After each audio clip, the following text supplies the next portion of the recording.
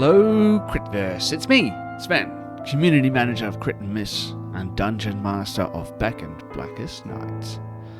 From the 11th through to the 27th of March, Gem and I headed down south for a quick getaway, and in order to continue to living up to our promise of delivering a new episode of Beckoned Blackest Night every week, we had to come up with a plan. Luckily, we have an amazing gaming community, and Mud was able to take over the ones and twos while I was away from my streaming setup. And Christian very humbly offered to run a short spin-off adventure for us that would tie back into the main story in one way or another. So without further ado, I present to you the 3-part spin-off story, Beckoned, Curse of the Violet Briar. Enjoy.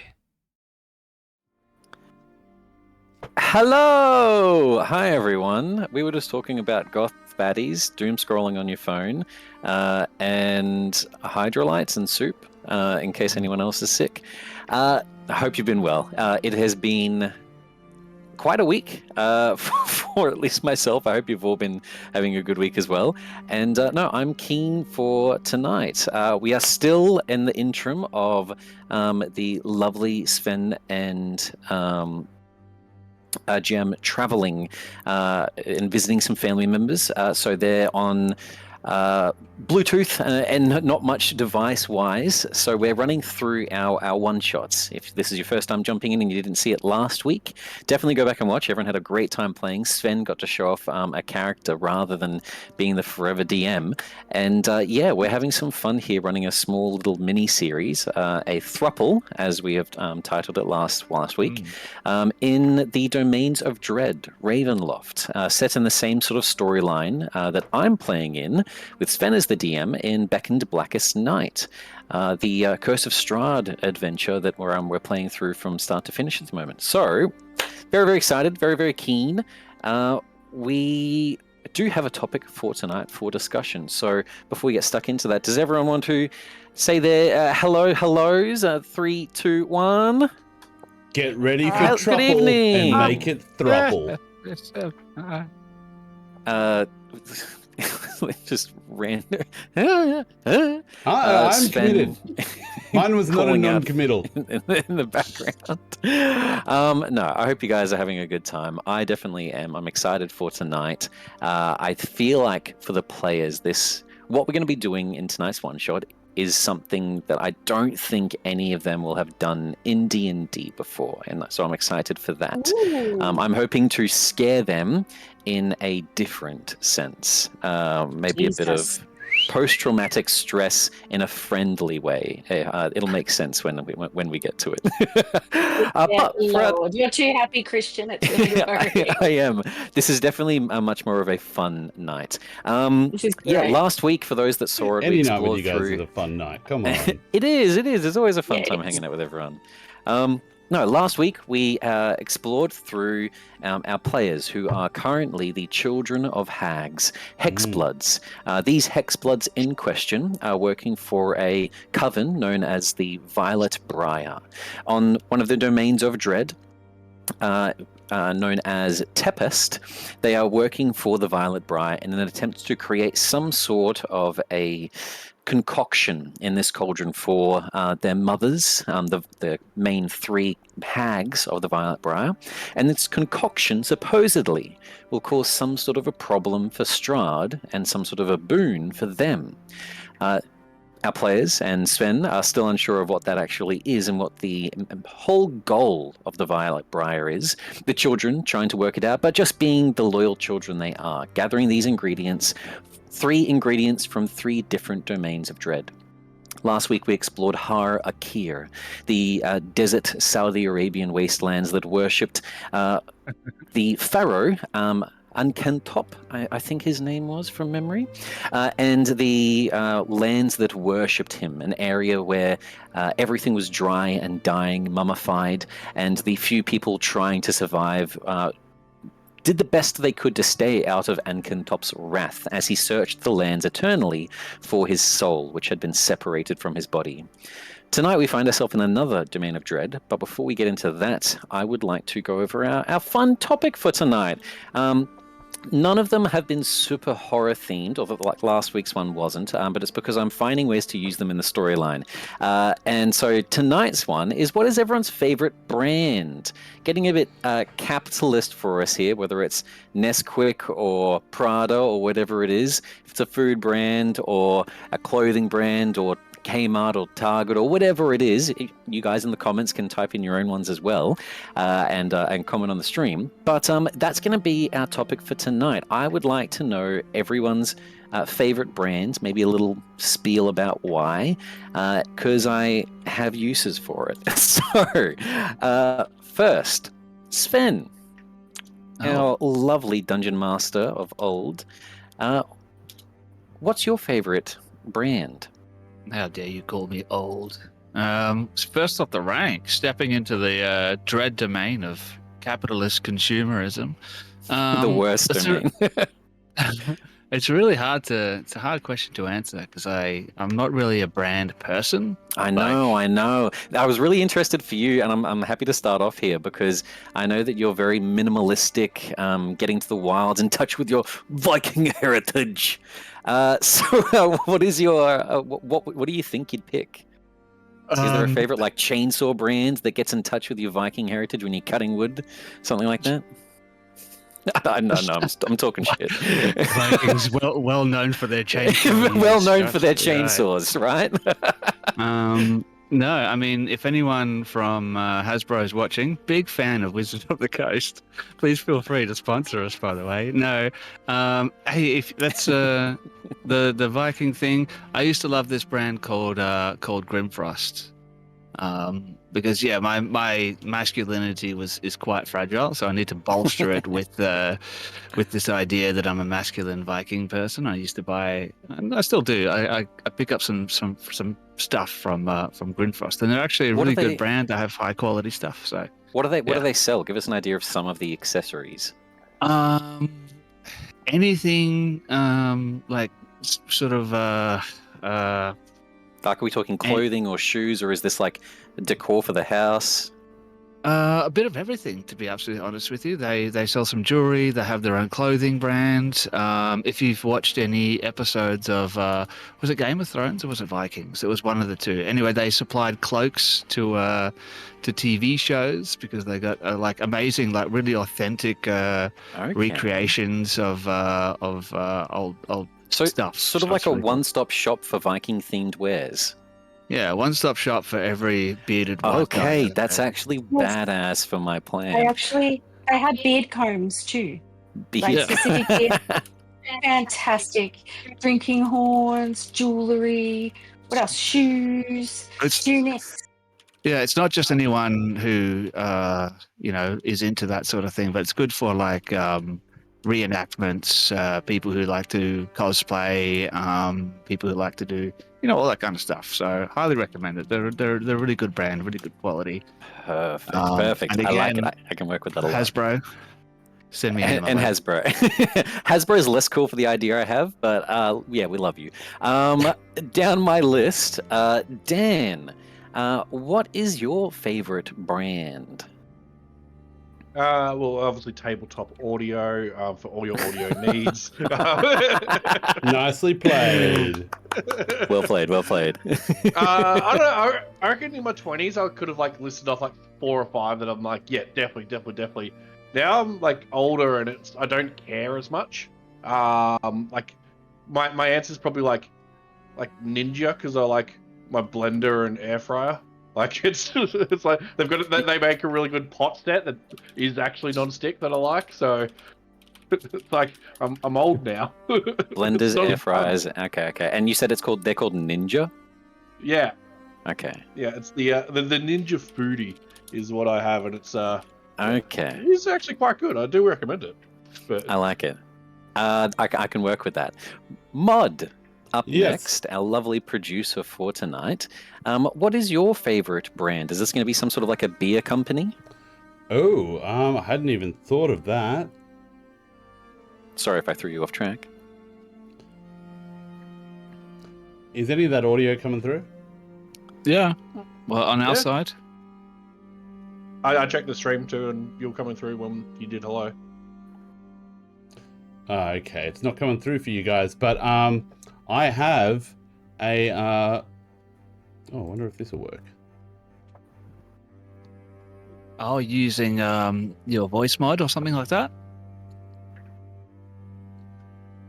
Because we can't hear that. We can just hear your voice. Oh, that sucks. If that's what you're doing, yeah. Yeah, no, I can Yeah. hear it playing through mine, but yeah, did you I have a won't go voice with mod that. on? That was a product that I made called the Player Shock Color. Amuse your friends, surprise your enemies, start your campaigns with a bang. But I think I'll be serious now, and I'll say the thing that'll get the stream cancelled. Tesla. I was going to say that, Mod. I was going to say that, but I changed already. But I was like, I want to get everyone really annoyed. I can work with this really well. Oh shit! The big bad evil guy's Elon fucking Musk now. Well done, Mod. Jesus Christ! We're going to Domain of Dread, Victoria. Excellent. Oh my god, these are all so cool. I love all of them for what's about to happen. Okay, and then finally, because I do not want to get political tonight, I want to get stuck into the campaign. We'll move on from mod very swiftly. Can I give a reason why? Sure. The open sourced the plans for electronic vehicles, which I thought was a very baller move. Okay, that's a plausible That's a step in the green direction nice. for everyone. And if anyone's upset about that, eat a dick. Gem. Finally, but not least, in the beautiful mountains, with her beautiful red hair. Is it pink hair at the moment? It's none at the moment. Oh, I'm all over the place. Yep. What is your favorite brand? Sir David Attenborough. He Yeah. Huh? Does he He's have a brand. I would say he does, He because is. I've definitely got my own personal brand of chaos. You know so- what? I can Yep. work with it. Yep. He is amazing. I have been watching him since I can remember. He is now, how old is he? He's old. He's like nearly 100. Did he die? Right? I thought he He- died. No, he's still going. No, he's still He's going. about to. He was ridiculously That's not a threat hot. to you, David, at all. way. That's what I had planned for the D&D story. I just realized. Oh, clip that. He He's is 98. He's 98. Holy He- crap.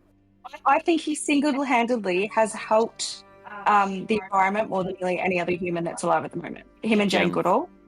You are going to love having chosen him. I think it's going to be I'm sure. hilarious. And if anyone's interested, he used to be super duper hot that I didn't know about. So my whole life he's been this old man. But when he Okay, first me started, he was fucking amazing. He's Young like a young David James Bond. Attenborough. Watch Oh, he now. does sort of have the. You know what? Look at him. This picture that's came up of him looks really similar to that guy who plays It that can do the creepy eye. Oh yes, Stingy Skarsgård. Skarsgård. Yeah. He looks really similar to him at a young age. Watch He was now handsome as the as young fuck and billionaire British. approaches a mate. Yes. So that is my favorite brand, everyone. Okay, He perfect. almost looks like What a do you do to him? beardless Sven. I've definitely got a type. Okay, don't I? now you have to put it up, Dan. You have to put it up. Well, I mean, Johan's voice is not too far off. David, actually, it's really the opposite. Never mind. They're both just old, but then I remembered what Johan actually sounded like. Let's get stuck into tonight. We jump back into our adventure, our story. If we aren't on the map visible at the moment, can you bring us to the map visible just for the artwork mod? And I'll change us over to... Actually, no, we can keep it on this music for now, I'm as we'll pick up excited. exactly where we left off. Having just returned with the larynx, the vocal cords and voice box, the throat of the Pharaoh and Cantop, one of 3 rare ingredients needed for some sort of a concoction in the cauldron of the Violet Briar bubbling away, having been grotesquely sent there in the forms of tumors that rapidly grew into your actual adult selves, teleported into that domain of dread with hag-ish magic, and then instantly killed, destroyed, your bodies ripped apart by thorns and briars and brought back into Tempest. We go through the same ritual. All of you in that same wooden cavern, the dirt under your feet, the smell of iron in the air as blood is drenched over your hair and faces once again. This time, as it occurs, however, instead, shocking from the hags themselves, from the cauldron itself, and from all denizens, lightning strikes all 5 of your bodies, stopping hearts instantly, bodies falling face first into the dirt. As this occurs, the fragments of that lightning begin to overwrite, destroying memories. You see high school girls, you see shopping malls, ice cream shops, all these memories being eaten away one at a time and overplaced by your own memories, overridden as your mind begins to overwhelm and devour the minds of 5 innocent students. As this is occurring, you begin to find yourselves waking up in this auditorium, an area unknown, lights flashing around you, before a bustling movement of other students make their way into the auditorium, carrying you in this ocean. We find ourselves in Lemordia. Lemordia, life is cheap, frozen. As far as the land's esteemed scholars are concerned, the sparks that animate flesh is merely the result of chemical accidents and proper formulas. All life can be created. Frozen bog and glacial expanses surround Lemordia's smog and machinery-filled cities. Unpredictable blizzards plague the land, and only those inside these iron-walled cities survive through cruel environments. The poor do what they can, selling body parts to the rich, who use those body parts for their own vain ambitions. The Dark Lord of this land, hidden away far, far away in his laboratory, her laboratory, is not Victor Frankenstein, but instead Victra Mordenheim, lord of this land, and creator of all things golems, homunculi, and flesh. Our players find themselves far away from that laboratory, and instead in one of the main cities of Lemordia, known as Ludendorff. Ludendorff is a place of progress, a place where things are built and created, and a place that sees the mechanical creations, the arcanic and magic twisted together of Victor Mordenheim as the highest peak of science, something to be admired. This land worships Victra and attempts to emulate her creations. We then further inside the city find ourselves at the university, a place of immense worship towards him himself, the Ludendorff University. Supported by the city itself, students coming here of all ages, demographics, and from all different planes of existence that make their way into the domain of dread Lemordia, to study under the teachings of Dr. Mordenheim and other people that want to recreate everlasting life, immortality, golems, anything that flesh can be turned into something new. For our players, each of you having overwritten the minds of some of these students who are wanting to attend here, find yourselves in your bodies now, having changed yourselves in like ways. The body of, one sec here, going over our characters.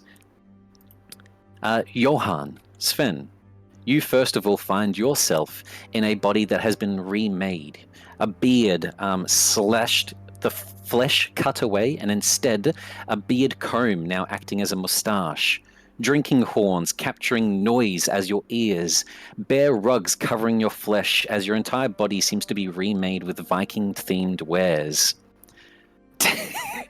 Dan, you find yourself remade with the hands of blenders, an air fryer for a mouth, and your entire body being repictured into different types of kitchenwares. Mod, your body from head to toe is more like a construct now, as you are a robo-truck transformer. And Gem, you find yourself wanting to have detained as much knowledge as possible about all things animals. You are in the corpse, now a flesh golem of David Attenborough. Your brain is in his flesh. And, Don't get weird with it.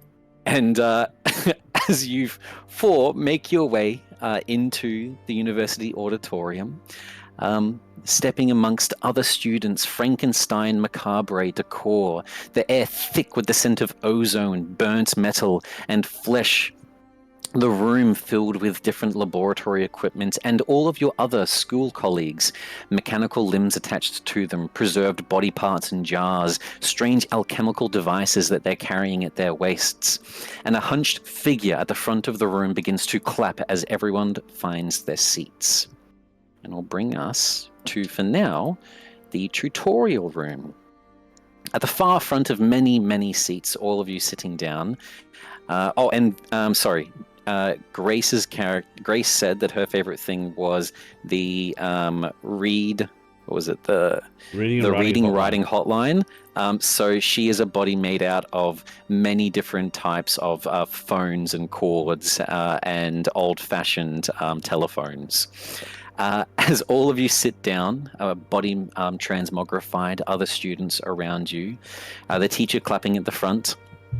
The voice comes into your minds as a speech of the entrance exam for all students into the Ludendorff University begins. This voice, however, is not the teacher.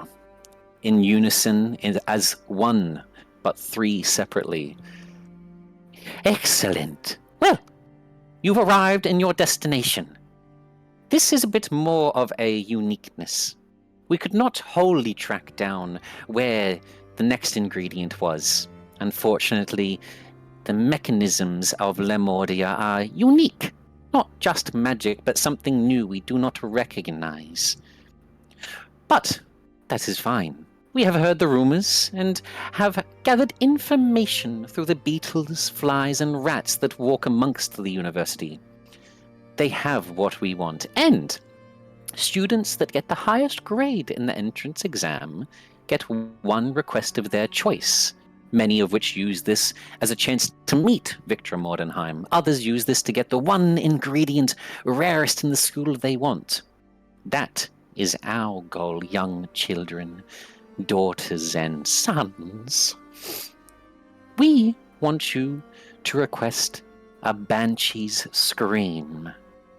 We know that they have captured one inside a vessel, something done by Victra, kept on memorial now. We need that.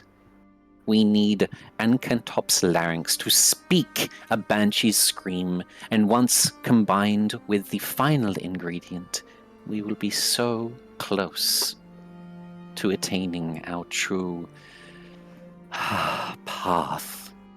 So, pass these tests, prove yourselves better than all of your other acquaintances left and right, and win us the Banshee Scream. Thank you! As the voice wisps away of the three hag mothers disappearing. Your mission given, you just need to be good in school. That's the horror of tonight, guys. Wow. Shit. So am I using Leslie's brain in David Attenborough's body? Yes. Oh, fuck. Leslie's done shit. Now, we may add some fun roles and mechanics to the bodies. It was meant to just be more themed of how your body is was so funny. changed to fit into That's a great. place where people want to change their body. And it worked pretty I well. think We have a David fresh Attenborough golem. any day is a fucking legend. Alright. We have a robo truck. We have a man kitchenware compliance, and we have a man Viking compliance. As all of you can imagine how your own bodies look, and role play that if you want to try to give it an edge in certain ways that we will do our classes today. As we're going back to school tonight, guys. Hope you're ready to have fun. I'm at pass this time. I'm such a nerd. This is right up my alley, honestly. I hope I get laid. As the speech is going by, you begin to notice the figure at the front, this crouched hunchback of a man, large goggles covering his eyes, magnifying his pupils to almost comical sizes. Points at random people in the crowd. The voices of your mothers finally wisping away. And you see one of the people seems to be CQRX. Incorrect! And and he raises a device out of his pocket, something that seems to wrap around the lower 3 fingers of his palm, up around his thumb, and then it has a barrel that extends outwards. A beam of red light fires from this device, something unknown to any of you hag-like people, and as it does, the student disintegrates. Oh shit. Oh, Well, Christ. the induction, as you all know, is something that I not fret on. We have many spare bodies and the cadavers. As you begin to notice, large pumps on his back extend and wires connecting from the lower part of his jaw to his lungs seem to have movement within them. But for any of you who do not pass these questions, this is the first area. A simple grammar quiz. I just want you to spell a single phrase, word, whatever it is. And if you get it correct, you move on.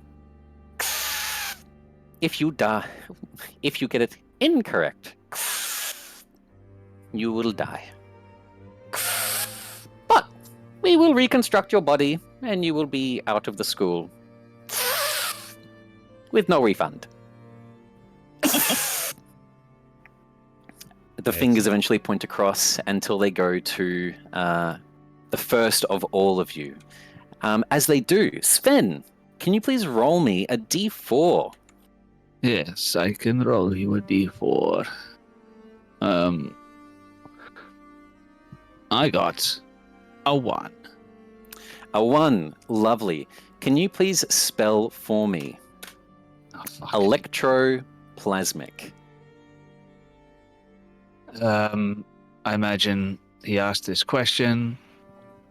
Johan is sort of looking around the room trying to figure out which one of these horrible amorphous conglomerations of different body parts are in fact his brothers and sisters. He looks nervously, tries to touch his eyes to see what's there, hears the question, and he mutters, what's the word again? Electroplasmic. Now, you can try to dispel this winging it. If you get it correct, you will get inspiration. However, if you're not quite sure or you get it incorrect, I'm happy for you to do a roll and explain to me how you possibly cheat the answer from someone. If you have spells that could help you, like detect thoughts, you can think outside of the box with this. However, if you do get it just plain old correct, you will get inspiration.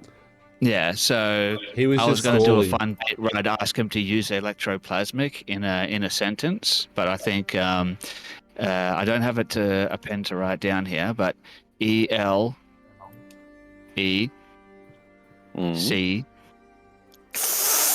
Good so far. DROPLASMIC.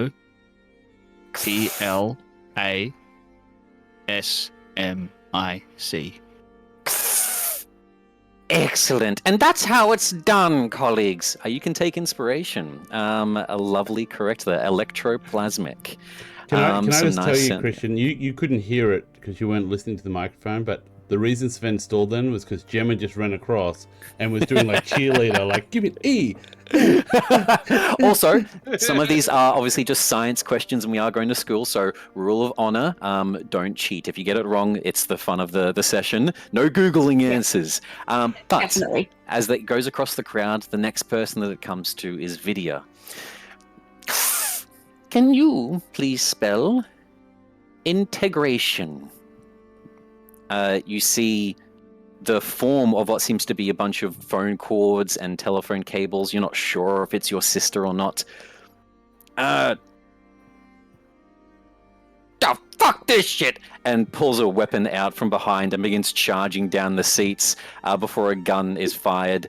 Body disintegrates and a rage beginning to form from around her as a tundra of magic is about to be unleashed from your barbarian companion. Electrical cables beginning to form what looks like butterfly wings trying to take on her shape before being disintegrate into reddish magic from the gun fired from our teacher. The time for violence will be later, as much as I admire it. He begins to go across more and more. You see that the dropout rate is fairly high. The questions becoming more crazed, but all of them seeming to be focused around different forms of necromancy, magic. However, for some of these words, things that for you, being in these fantasy settings, have never heard before. The next finger then points down to Dan. Dan, can you please roll a d4 for me? Okay. 1. Can you re-roll? 1 has been taken. 3. 3, lovely. You next. You seem to enjoy the kitchen as he looks across your air fryer mouth. Looks across your air fryer mouth. Your word is symbiosis. Symbiosis. I'll take a stab as SYMBIOSIS. Oh, without a gap. Risky. But correct. And moves across to the next students, asking more questions. Take your inspiration. I've been this Lovely. nervous in 20 years. He goes across more of the crowd, more of this dropout rate, until at this point now there's about 40% of the students. There once was around 300 people. It's now been whittled down to roughly 40% of that. Underneath is around maybe 120 students left. Still a sizable amount, but the tutorial room feeling very empty at this point in time. Next, as he has gone across more people, this has been going on now for hours, by the way. Finally, we move to Mod. As he's doing this speech and randomly points to someone and shouts out a word, he gets to you. Please, if you would so kindly explain that last explanation of how flesh can be turned white. Can you please roll a d4 for me? A 2. Lovely. Your word is one of the substances used to turn that flesh. Phosphorite, please. And holds the gun as a hand then extends, and something not happened yet. A connection of scissor-like levers pulls the gun out of his arm, his socket popping, and it then extends outward like an expected gadget, coming directly to touch your forehead from about 100 feet away. Ooh. Yeah, well, it's me, Rajan. And then I just grab my throat, what the hell? Obviously my accent's changed in his body. We do not need your name, Mr. Robot. And I would like to I have cool friend. I want to test the mechanics. I have a headband of intellect on. Oh. Am I able to tune it in or something, or get some sort of... You don't need to tune it in. For a roll, if you're not cheating but just trying to go off of your own memory, give me just a flat intelligence check.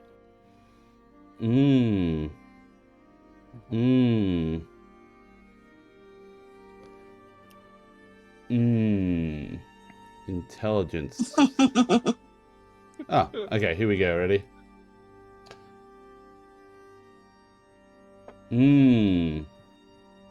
Let me just... What did you get? No, I haven't rolled yet. I'm just doing one thing. I did forget it. Take a long rest if you haven't taken a long rest. That is something that occurred with the body being reborn.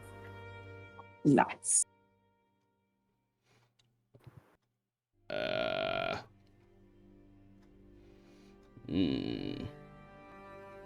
I'm just seeing if I've got any crazy stuff I could have used. Spells or abilities? No, that's okay. Take your time. Is there any way perhaps we can assist him? Yeah. This. Do you have ways of Here we go. This is something I can do. So I can roll, and then if I fail it's a saving throw. Damn it. Many would say this actually is a saving throw. I like this. Can I have... Because last time, right at the start, I put a token in someone's pocket. can I have Yeah, done yeah. that and then somebody give me the help action?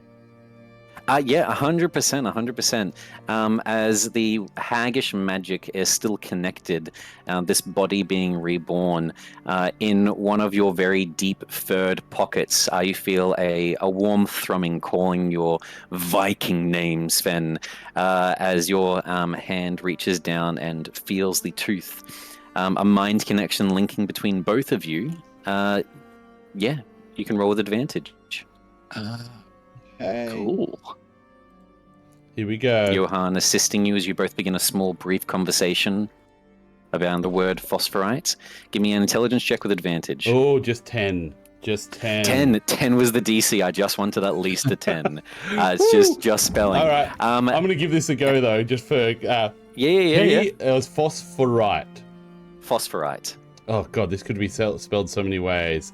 I'm just going to go... like, this is... so, Phos... Yeah. Oh, God, is it going to be... I want to do an F, but I'm going to go PH again. Yep. And all right, so Ourite or YTE. You go to spell it like that, and as you're quietly mumbling out the words, a couple of students behind you begin laughing and pointing. As luckily, the teacher at the front didn't quite hear it before Johan's voice comes and saves you. I need to include some of the scariness that school is.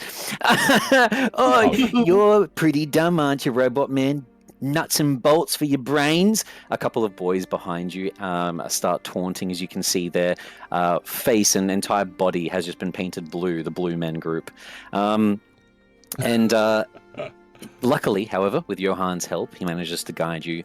As you were very close, there's no you. That was the only thing that you got incorrect. Yeah. You were so close to inspiration. That was the Tempest spelling. He's in Lemuria now. It's like how we spell color against the Americans. It's an old Tempest common rather than American common. Very close to getting your inspiration there. As the questions move around, more and more people, a couple more shots here and there as the cream of the crop are picked out, or at least people that can spell a word. Eventually then, lovely. Not too many left. Someone I admire. Flesh is where the true riches are. If you ask me. At least that is what Victor Mordenheim thinks.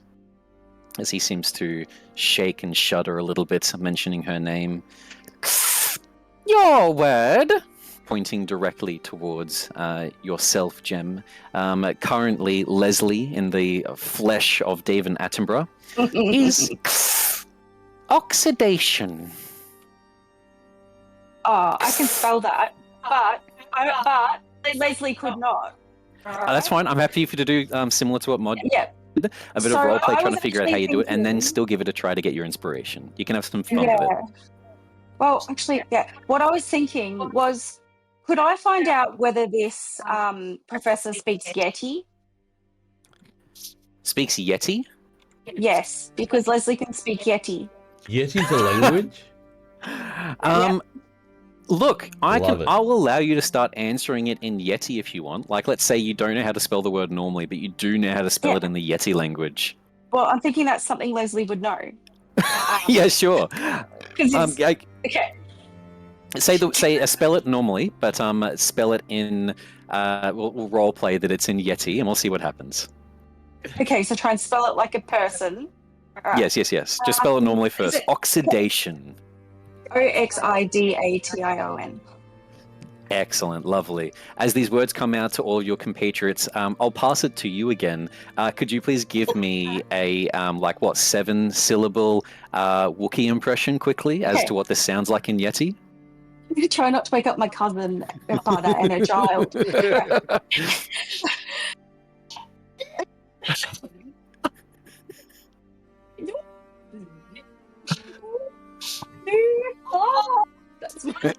I think the mic was too quiet. That's fine. That's Hold fine. on. We picked Let's up use some... my microphone. Hold on. Yeah. Pass Sven's quickly. No, we didn't quite catch it. I saw Sven smiling so much, I but can't reach it. Hang on. There's so much to move. Apologies. We all This is need to harder than experience the that. files. Okay. All right, ready? Unplugged it. I unplugged it. Yes. Hang on. No, we can still hear through it, I think. Oh, can you? There you go. Okay. Yep. Oh.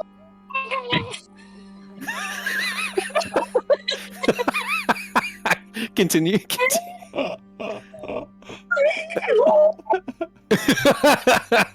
Lovely. I'm hearing some.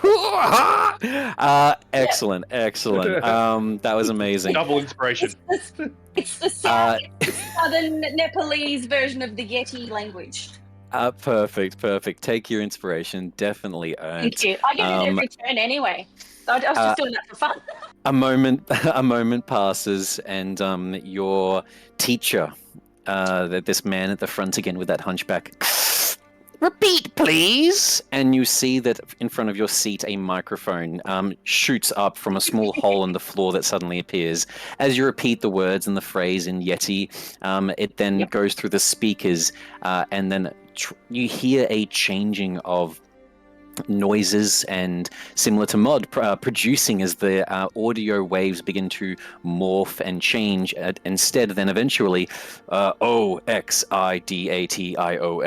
as it translates the word for you. More of this technology of Lemordia. Excellent. Eventually, as he goes across the last couple of people, leaving now 101 students remaining, the test comes to a close with a final farewell speech telling you all how much you're going to enjoy your stay here, the library and other resources at your fingertips to use whatever you want, the great knowledge of Victor Mordenheim. We still have 2 final tests that need to be completed. These tests are simple. The first is short, a written exam. Couple of questions you will need to answer using your own knowledge, done in the auditorium. Right now, sorry, I mustered up at the start. We're in the tutorial room, sort of like a testing grounds. We will then go to the auditorium.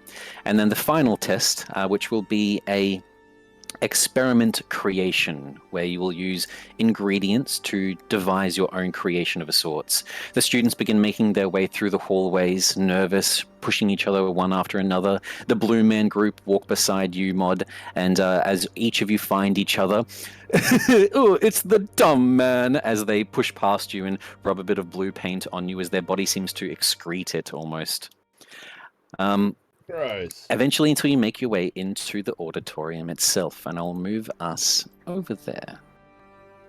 Just like real high school. Down Vidya, only 4 of the children remaining. Right. We now, it's left up to all of you to complete the quest, complete the mission, and find what needs to be found. The Banshee's Scream. The next test that comes underway to each of you as you find your seats sitting beside each other, now recognizing who each of you are, one another. The Viking-themed were Johan, the kitchen displayed ninja product of Edelhard Iron Dancer, the Robotruck Transformer that is Raijin, and the flesh golem of David Attenborough that is Leslie. A amazing group. As all of you take your seats and find these papers in front of you, you see a list of 100 questions, all of them in a multitude of things that you do not understand or comprehend. Some multiple choice, some asking you to do mathematical equations.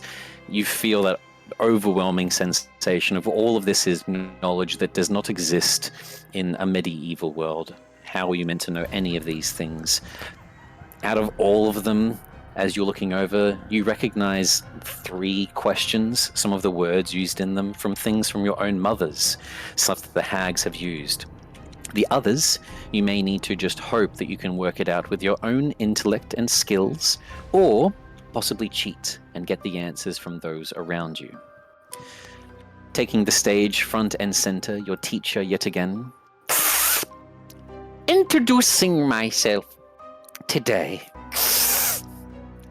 My name is Professor Zorlan.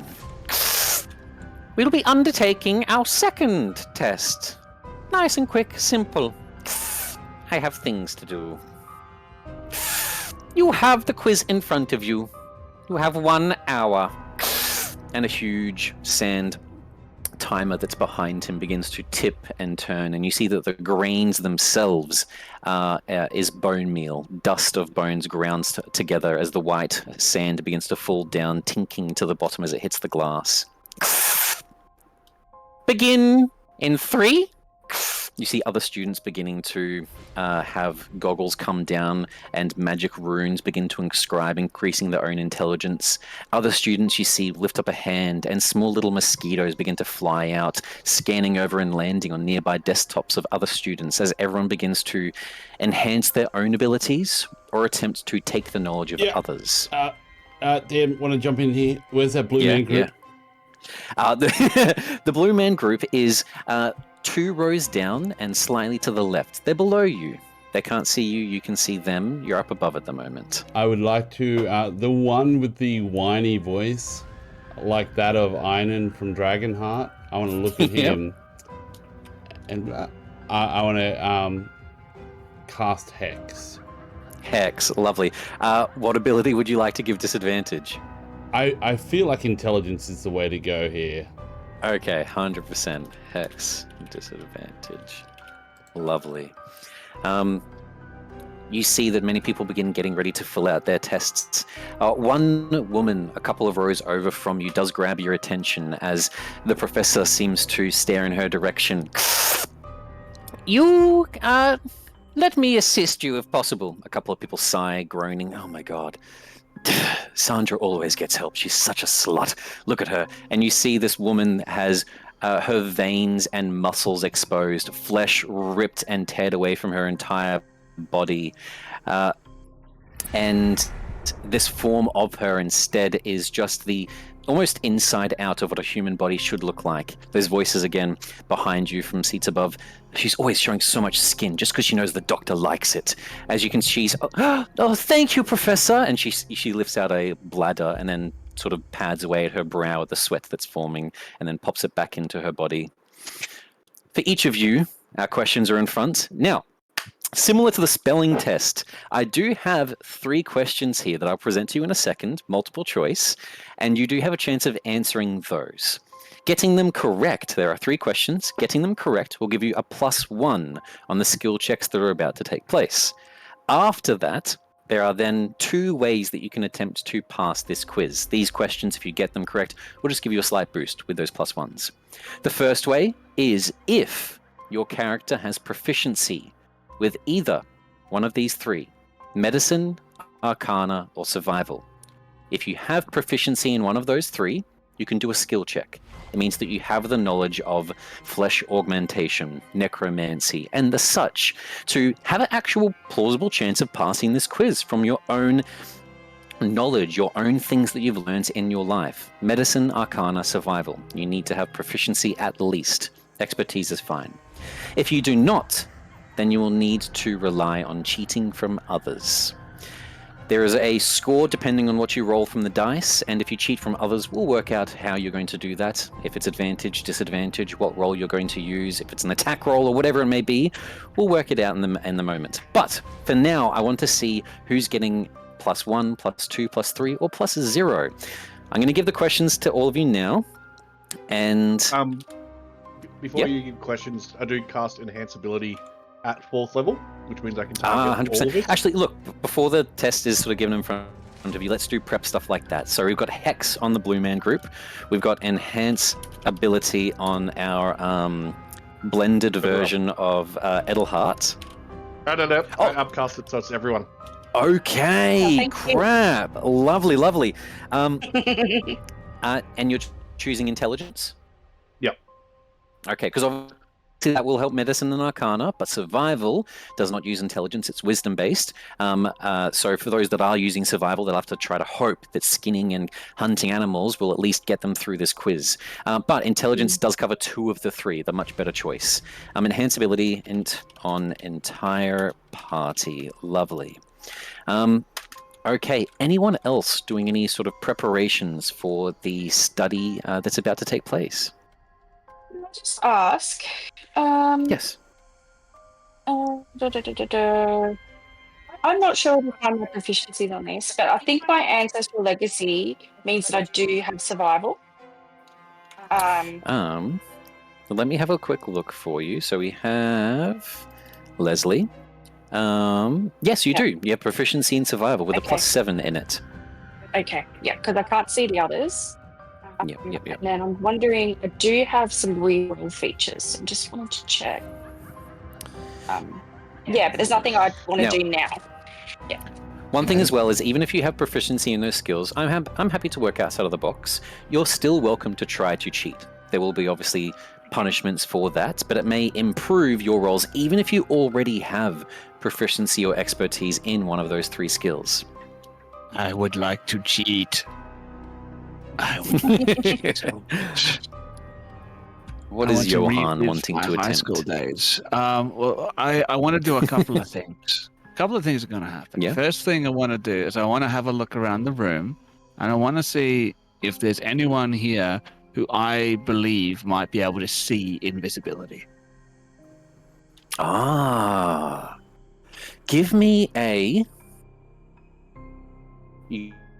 your choice of investigation, then notice magical items, or notice the items themselves possibly glowing.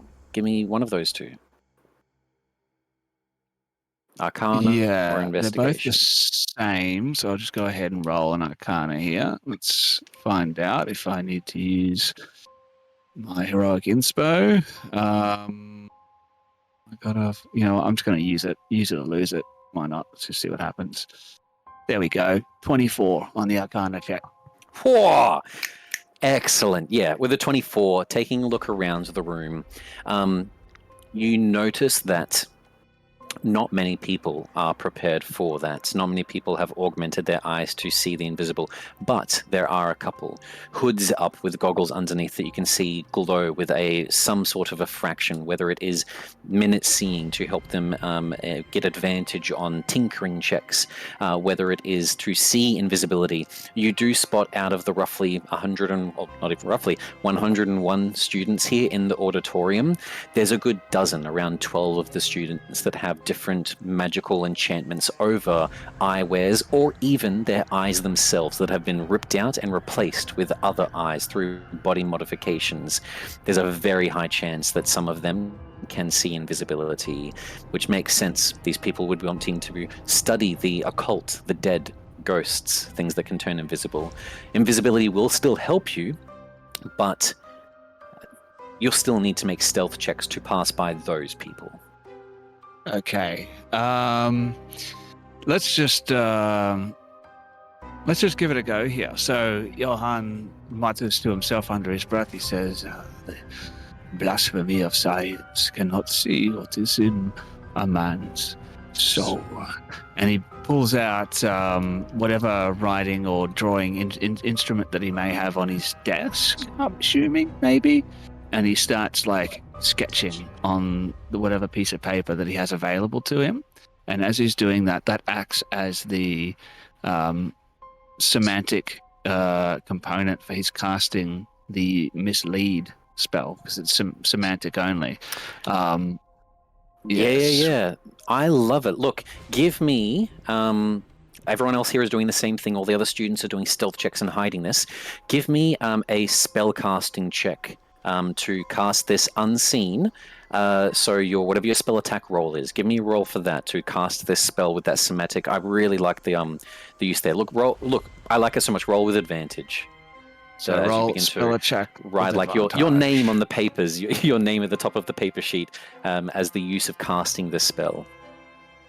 All right, so it's plus 13 on that Jawnski. So what I'll do is I'll just roll Eldritch Blast. Yep. Okay. So that's that. Okay. Will a 29 cut the cheddar? Yeah, easily. With a 29, not even Dr. Zolan notices this casting of magic. You do see, those of you with higher passive perceptions, his large goggled eyes dart towards some of the students, and then he writes things down on a small little plaque in front of him as he seems to possibly be marking students that he can see cheating or doing things they should not out of their own normal intelligence.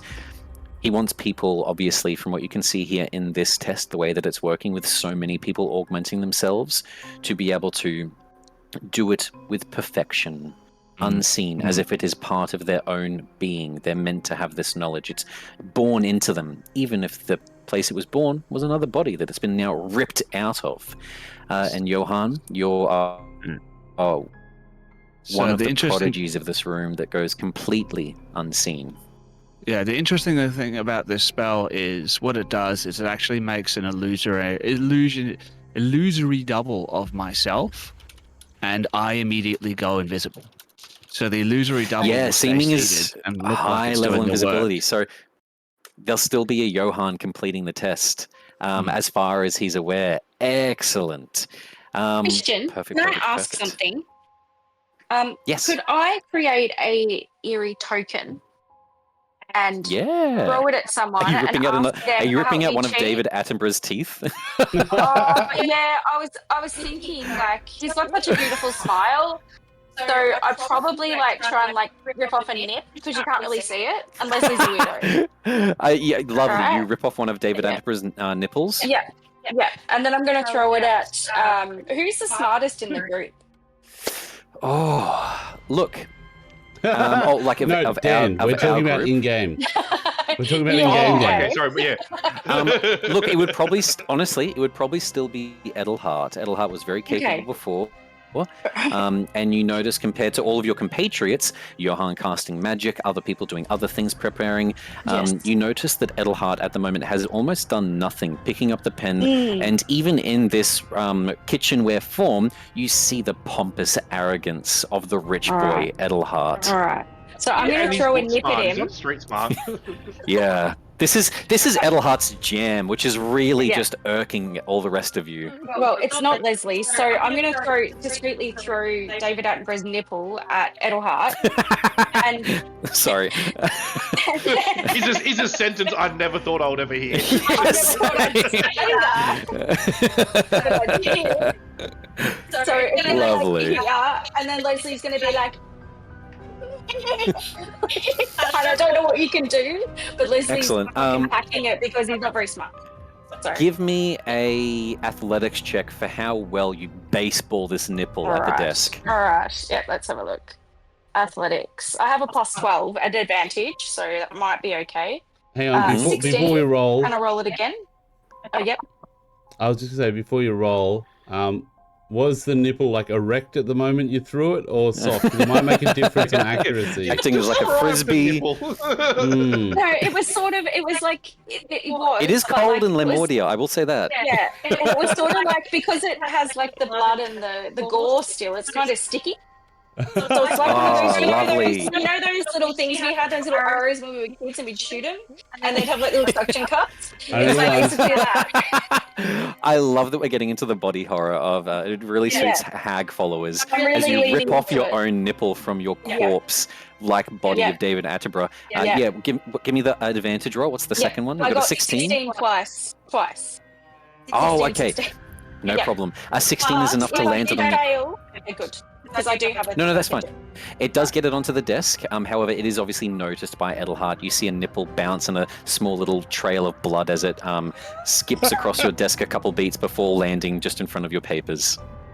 Okay. You then, look over and see the zombie version of I'm forgetting the name for a second, of Leslie give you the thumbs up. Yeah. A couple of questions about the test.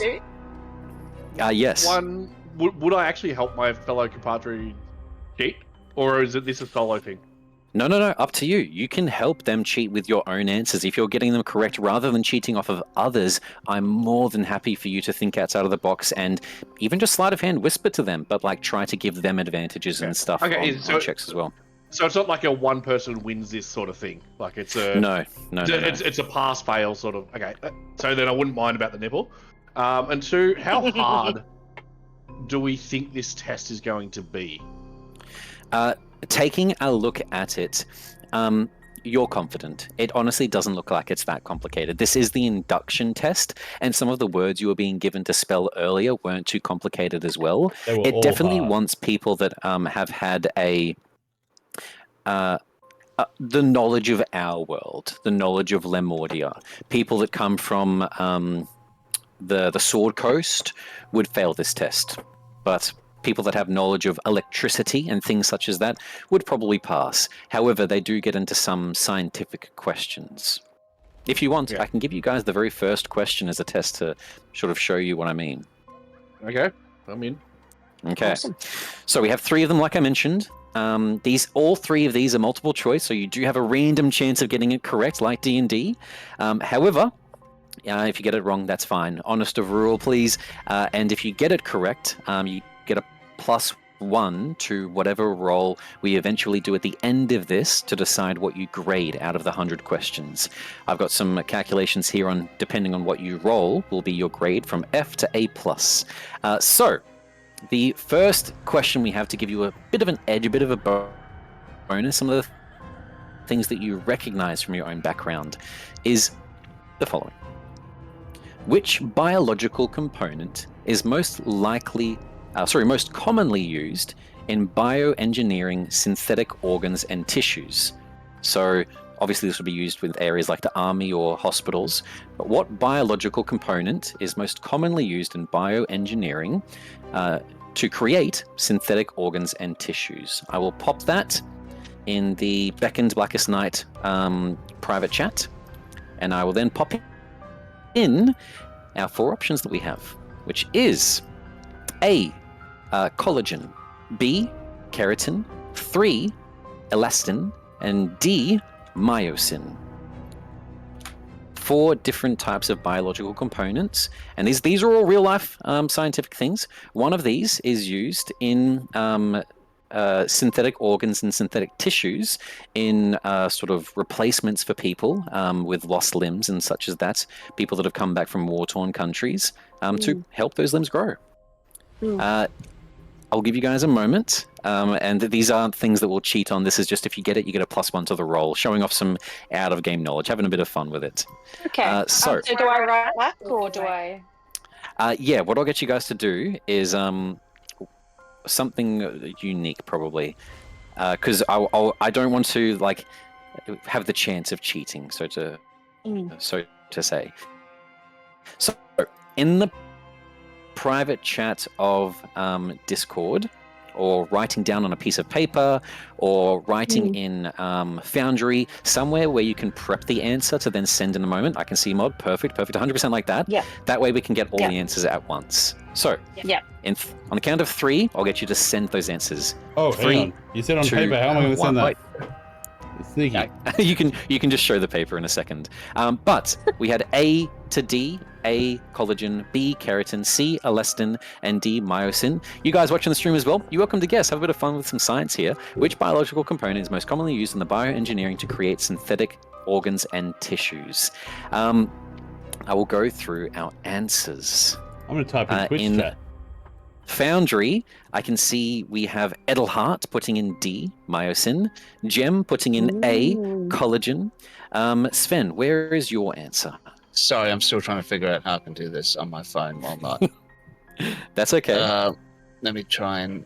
I'm just going to whack that in there. Mod, I don't know what... What did you write down? Do you want to show us your piece of paper? I wrote in Twitch chat. B, keratin. B for keratin? Oh, so we're split across the board at the moment. That might Sven, have been one of the reasons I chose it. What was That your come answer? I put in my... Oh, sorry, I hadn't seen. In the actual audio chat, not the... myosin. Okay.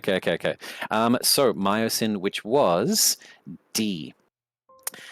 One of us did get it correct, which does obviously automatically rule out myosin. Unfortunately, it is not that. It is A, collagen. So, Yay! Gem, you can have a +1 to your final roll. I'll mark that down for now. Thank you.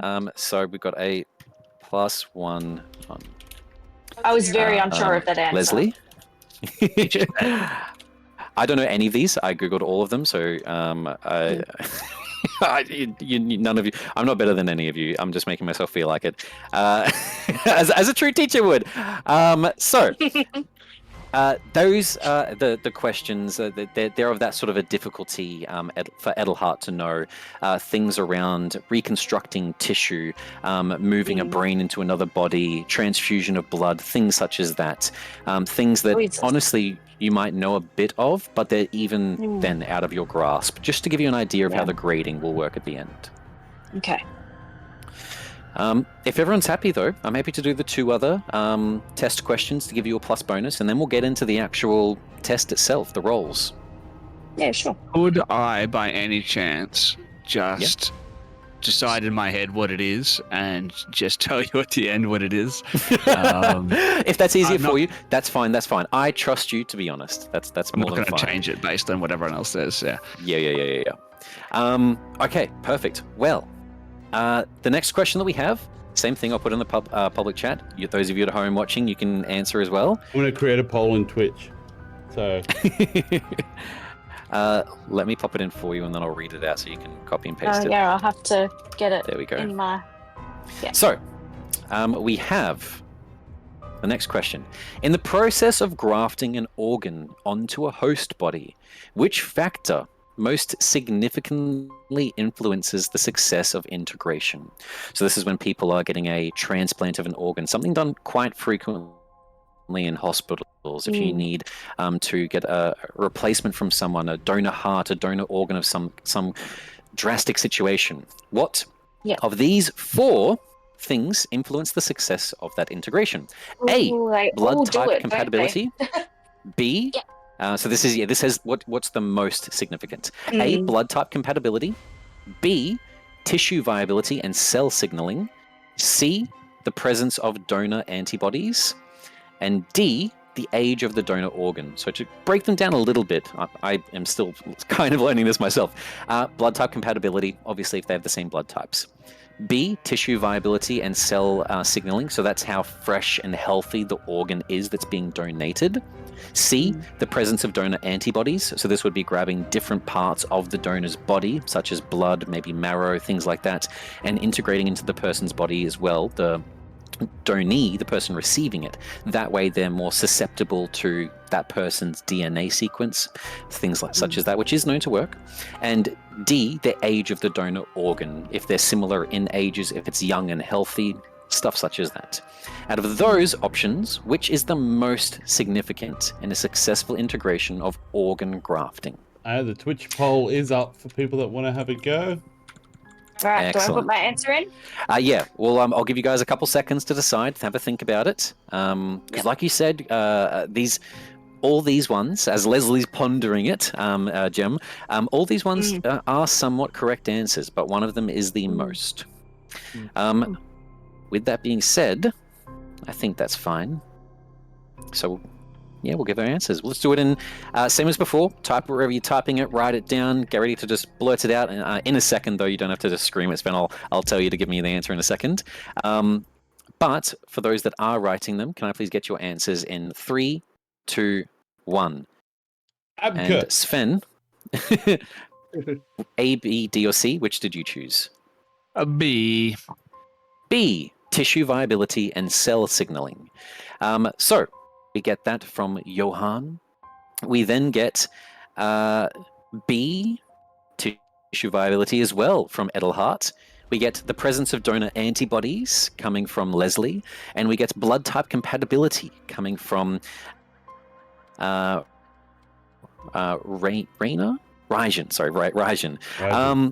From U4. The correct answer for this one, with 2 people getting it, is B, tissue viability and cell signaling. So we have a +1 coming on to, this one is Johan and Edelhart. And then our final bonus question that we have for tonight. I'll chuck in the private chat again. You can go up as a poll if you want to.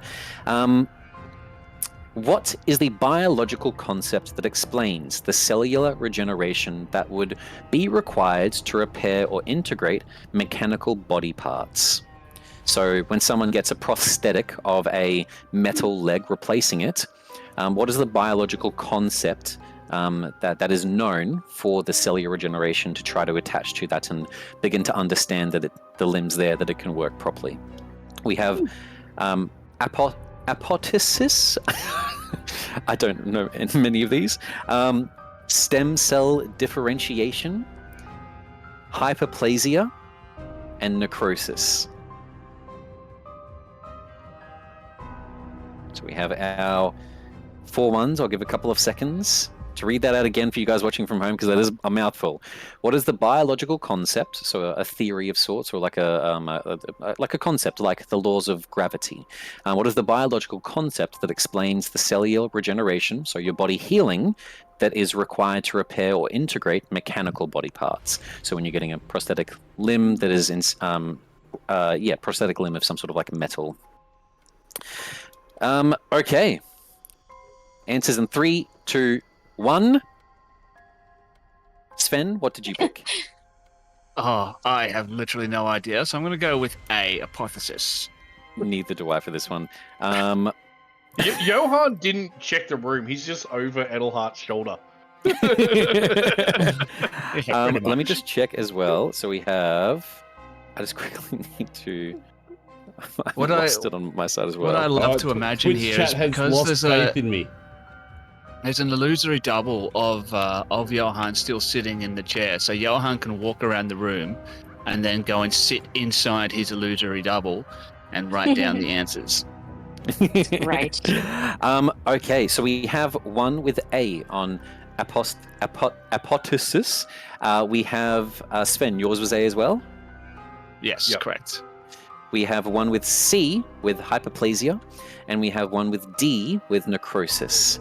Yep. The answer, picked by no one, is stem cell shit. differentiation. No B. way. Bullshit. about just for hatching, those what's the that are playing in difference? Twitch chat, yes, I did go necrosis knowing it was stem cell differentiation. That was literally, I was like, Now, I'll leave that all one those for questions are Sven. beyond me. I did some Googling on body part mutations in real world science and questions. tried to find some stuff. Yeah. But we currently have a +1 with Leslie, Johan, and Edelhart onto these checks. Nice and simple, nice and easy. So we as a all little got bonus. +1 equally. Well done, everyone. Yeah. Good job, everyone. Rajan definitely not losing faith here. No, lovely. So you've got some things prepared. We have a hex spell currently still being concentrated on and cast on the blue men group as they're both sitting there. You can see the one that you casted on.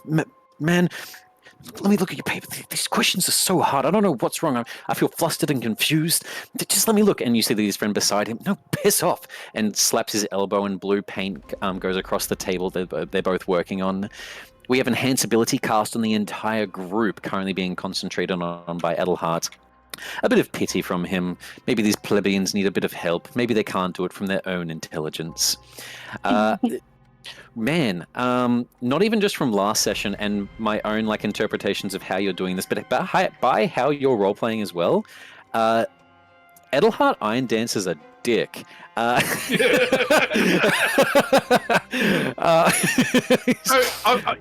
my head, I'm getting the first part of a 3-part redemption arc. And the first part has to be bad. Lovely. He's wearing like a quarterback jacket right now as well. Like he's Oh, wow. Oh my god, what if this is young Edelhart who went forward in time to like learn stuff about the future, so he hasn't had his son yet? That'd be kind of cool. Anyway, sorry, just Oh no. My theory in this is that he doesn't have his wife, he doesn't have his son. This is young Edelhart. Okay, I like that. And he was given Biff's sports playbook, so he can just make a whole heap of bets. Oh my god, young Edelhart meeting his son before he's born. That'd be I cool. love it. It's like Futurama where Fry becomes his own It grandfather. might fuck up the time bad- continuum. Like, might cause some real bad problems. You better watch out, because that's a butterfly wing I could be tearing off. Sven, were you going to say something? Yeah, like Johan does not like being in school. He does not like science and stuff like that. It did cross my mind to just cast Summon Greater Demon and then go look for this this Start killing banshee screen. students. I thought that might help me a little bit. Oh my god, the demon! And then walk off. You know what? I'm actually proud of us for all trying to do this. Yeah. I'm having I'm I'm having fun. Christian, Just doing Christian, what can I I just feel point like something it's just out? a nub. Yeah. Sweet Pea in chat got all 3 questions right in the Twitch poll. What? Yeah, could they have a level? Because they're already a level 2 cleric from the other game. Could you give them a level? Look, I'm not sure if I'm allowed to give that away, but that feels pretty smart. So I would push my way towards giving their character a headband of intellect. Oh, there you Sweet go. Pea. Add that one in. Maybe we can organize to set you up with something later on. Maybe like a digital book from D&D Beyond or something like that. Maybe that's something we can do. We'll see how we That'd be go. pretty cool. I'm surprised you got all 3 of those. Very smart amazing. pants. Listen. Awesome. And thank you for interacting as well. It's always fun when we get to all play together. But we have Hex on the Blue Man group. As they're arguing amongst themselves, paint spraying across the tabletops. We have in the far distance, the flesh showing, tendons showing, nerves showing beauty of the class, at least in this body modification Sounds area. hot. Where the doctor is now beside her desk helping her answer as she thanks him, and then you can see subtly she, sleight of hand, puts one of her breasts into his pocket, ripping it off of her flesh. And then moving further across, we have enhanceability cast across the entire party. Furthermore, Johan moving amongst tables invisibly, angered that he's back in school, with a double of him working in its place. Trying to go unnoticed by those that can see invisibility with their own augmentations, the rough dozen in the 101 students remaining. And then we have Leslie currently listening in with a small microphone that is a David Attenborough's nipple on Edelhart's desk. So we'll get stuck into our roles now. Like I mentioned, if you have proficiency, medicine, arcana, survival, it'll be a roll of that. However, I'm happy for you to try to gain some sort of advantage, still attempt cheating, even if you're going to do the roll yourself. And if you want to assist someone else, you can do that. However, I am going to say that it's going to be a choice between one or the other. So Edelhart, take that into consideration. You're all evil. You're selfish. Are you going to help an ally, not all of them, an ally with passing their quiz and their test and give them advantage, or are you going to cheat and attempt to help yourself? Now, in situations that we do double up on advantages, like say someone who we think is probably going to do bad at this test, they want to cheat and someone else wants to give them advantage, I'll allow it. We'll do things like inspiration, bardic inspirations, where you might get a d8 added onto that roll with a bonus of inspiration already existing. So if people such as Edelhart wanted to wing it with their own intellect and then assist someone who's already cheating, that's a concept that can exist in this reality. So we'll go through the roles now and what your character is wanting to do. And I'll pass it to you guys now, sitting in your desks, whispering amongst each other. Johan coming back to the desks every so often to roleplay and talk amongst yourselves around what's the plan. I'll pass it to you guys now. Hey, That's a good question. I want to absolutely fuck these Blue Men group. Yes. Well, we I'll can do help that you. afterwards. We have this easy test that we can do, and then after that Yeah. we'll No, you sort them out for you. I just gotta do this thing, and then I think about, and then my teenage hormones start taking over as my and can I, as a hexblood witch incarnate, this Sandra. Yes. Is Sandra cute to me also, or is it just to people that? Because this is the Look, thing, like you're talking about as monstrosity, hag but is this like a hot minions- monstrosity? Yeah. Her muscles do have, to give her, despite all the grotesqueness of it, her muscles do have the slender figure of a perfect 10, a model that you would see on the front of a magazine. Even as she moves beside the teacher. She does such with elegance and suave. Hair coming down gets mixed in between the muscles themselves, covered in blood, and there is a grotesqueness to that. But as a hag minion, that might be something that your character does find attractive. But is this going to turn into a feud? I thought Johan was trying to get laid in uni. No, I'm just gonna. I wanted to do something that involves Sandra, but I'm gonna roll A lover's triangle between Johan, Sandra, and Rajan. Well, A beauty's only skin deep. Oh shit.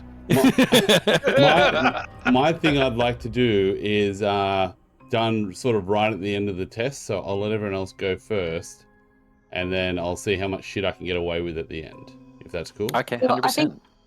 I think Leslie will be like shaking and sort of be ready to fight, but not very well. By the way, has anyone seen the movie Crimes of the Future besides us? Because very I similar don't think I vibes. have. Oh, is it from what's happening right now?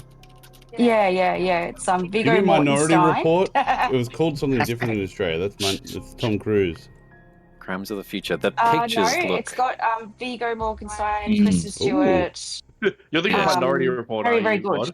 Yeah. Look, honestly, Yeah. I see the pictures. The ears all over that person. 100% what's happening here right now. Yes, I'm just picturing that. But Yeah, Leslie is 100%. chewing on a pencil and shaking at the moment. And he also thinks Sandra's hot though. But he wouldn't even dare make a move with these two studs vying for Sandra's attention.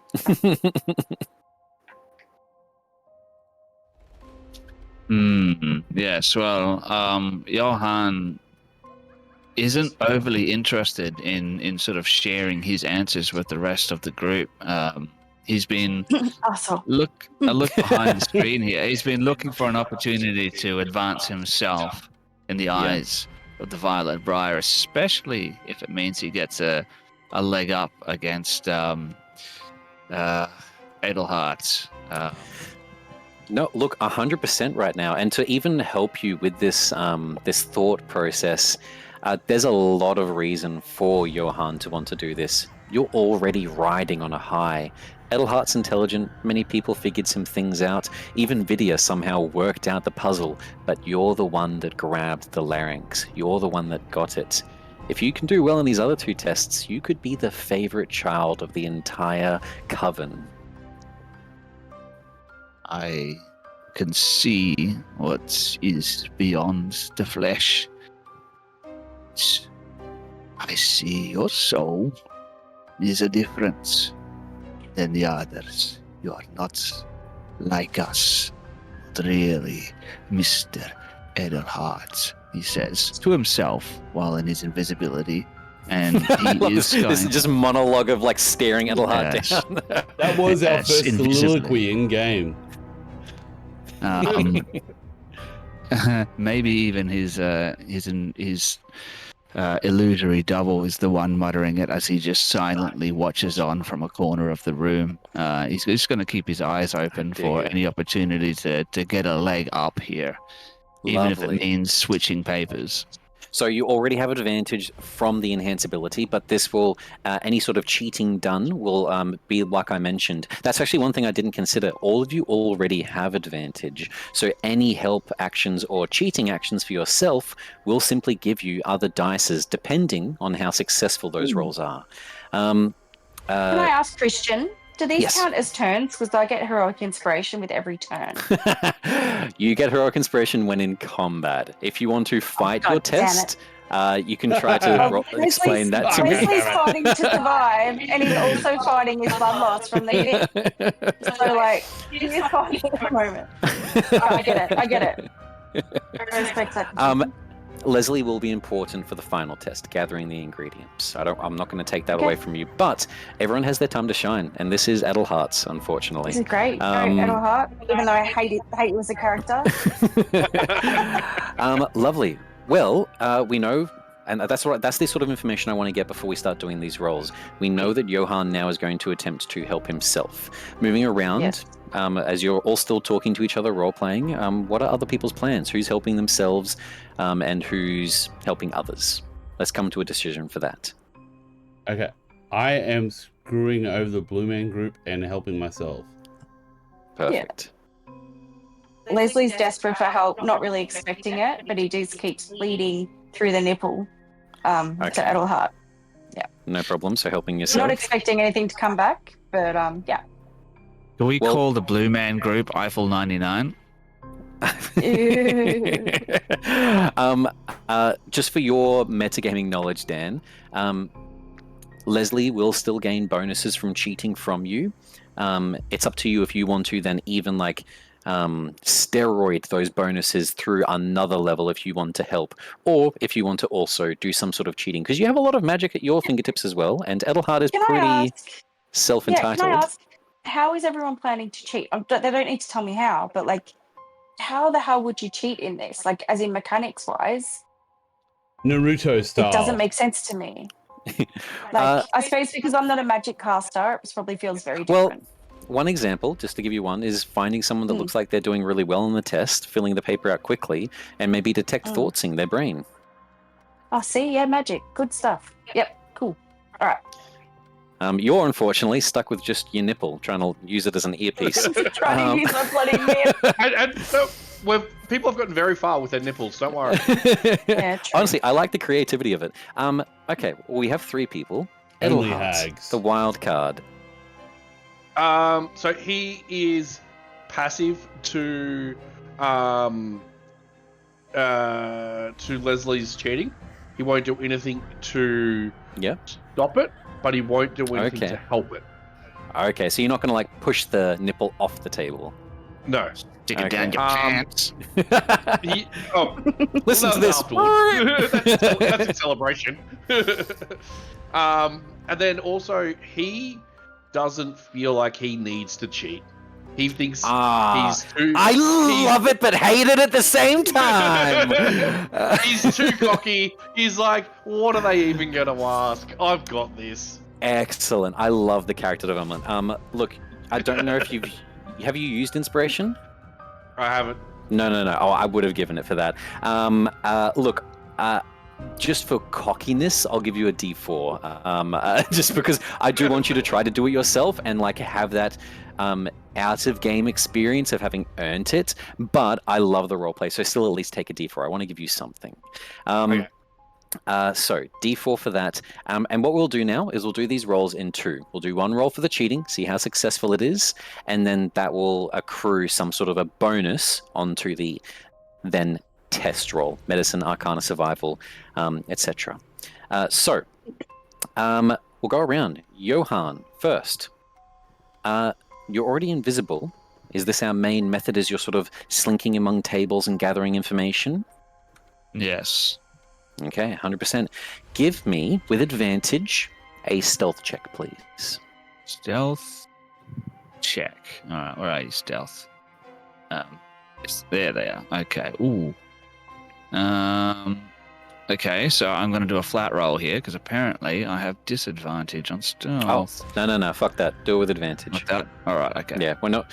It is. I don't know what's giving you disadvantage, but we're going to ignore it. Oh shit. That's an 8. That's an 8. Good buddy. Oh, do you still have your heroic inspiration? Did you want to use it here for the cheat or save it for the test? Negative. I've already used it. Oh, okay. Well, no problem then. You just see like a table suddenly like jerk to the side. And you hear Johan go, "Oh fuck!"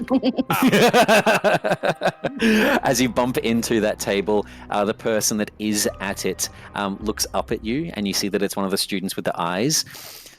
You should probably get back to your table. Teacher's not going to like it if you're looking.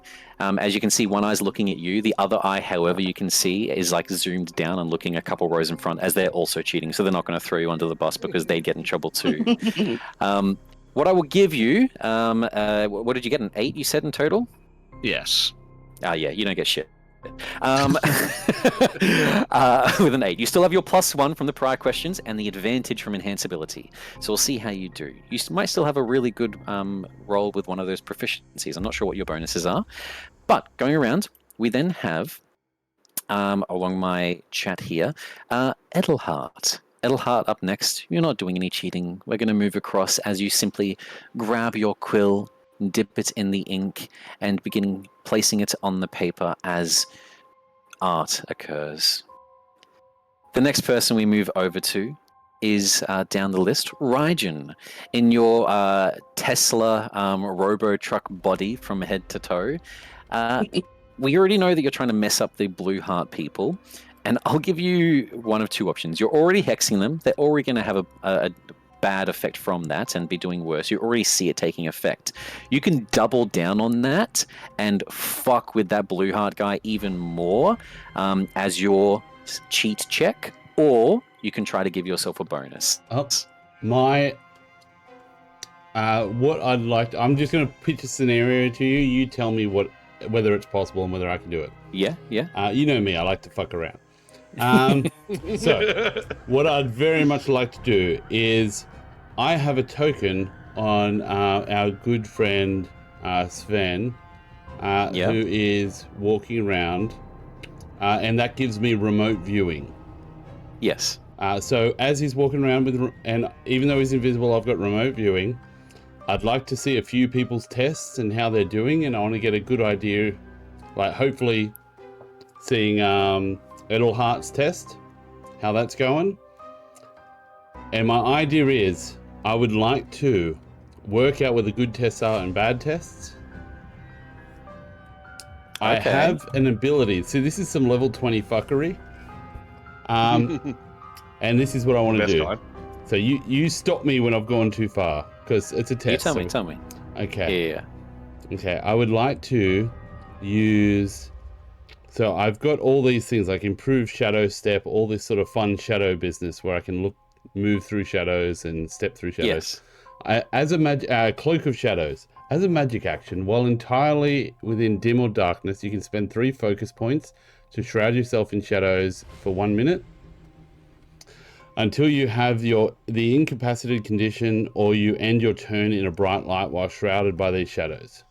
So you get the invisible condition, you can move through objects as if they were difficult terrain, and you can end your turn and if you end your turn in an object, you get shunted out. What I'd very much like to do is run through turn invisible, run through the group to the blue man group to the one that's got a shitty test paper. Have filled out mine really shittily. Even worse, yeah. Even worse. The reason I was going to go last is if Leslie was worried, I was going to try and swap if Leslie was horrible. His paper. Yeah. No, I was going to swap his paper to help. But the idea is get the blue man group, move my paper to his, move his paper to Sandra's, and take Sandra's paper for my own. Okay. Look, you're definitely stretching it here, trying to gain both a good benefit and a negative benefit for them. So I'm going to say that it's possible, but it's going to be difficult. Okay? I'm okay with that. 100%. I really I'm willing to put my life on the line to fuck these guys. And the good thing is I can move through spaces, and if I blow a whole heap of points, I've got 240 feet of movement. Okay, 100%. Look, what I will give you, I'll just tell you straight out, because this will be a difficult roll. That's right. It's going to be a DC 30. However, this is going to be a... to make sure it's possible, what's your plus for acrobatics? Acrobatics, sleight of hand, and all those ones are all plus 13. I thought so. It's going to be a DC 30 to get all of this done to perfection. Anything lower, I'll explain what occurs. Yep. But it's going to be acrobatics with advantage due to all the magical bonuses that you're layering, that magical item, the tooth. I love the connection of all of it. So acrobatics with advantage, DC 30. However far below that, we'll see how much you manage to accomplish. Okay, invisibility occurs. There it is. Sort of like so I need streams a 17 of on 2 die. We got this, baby. Anime slashes appear around you as you begin sprinting, running through the crowd. Shadows whisk around you. Small bits of air wisping up from nearby desks. You.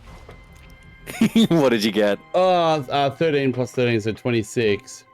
26. But the other die that got an 8 rolled on that 20 for so fucking long.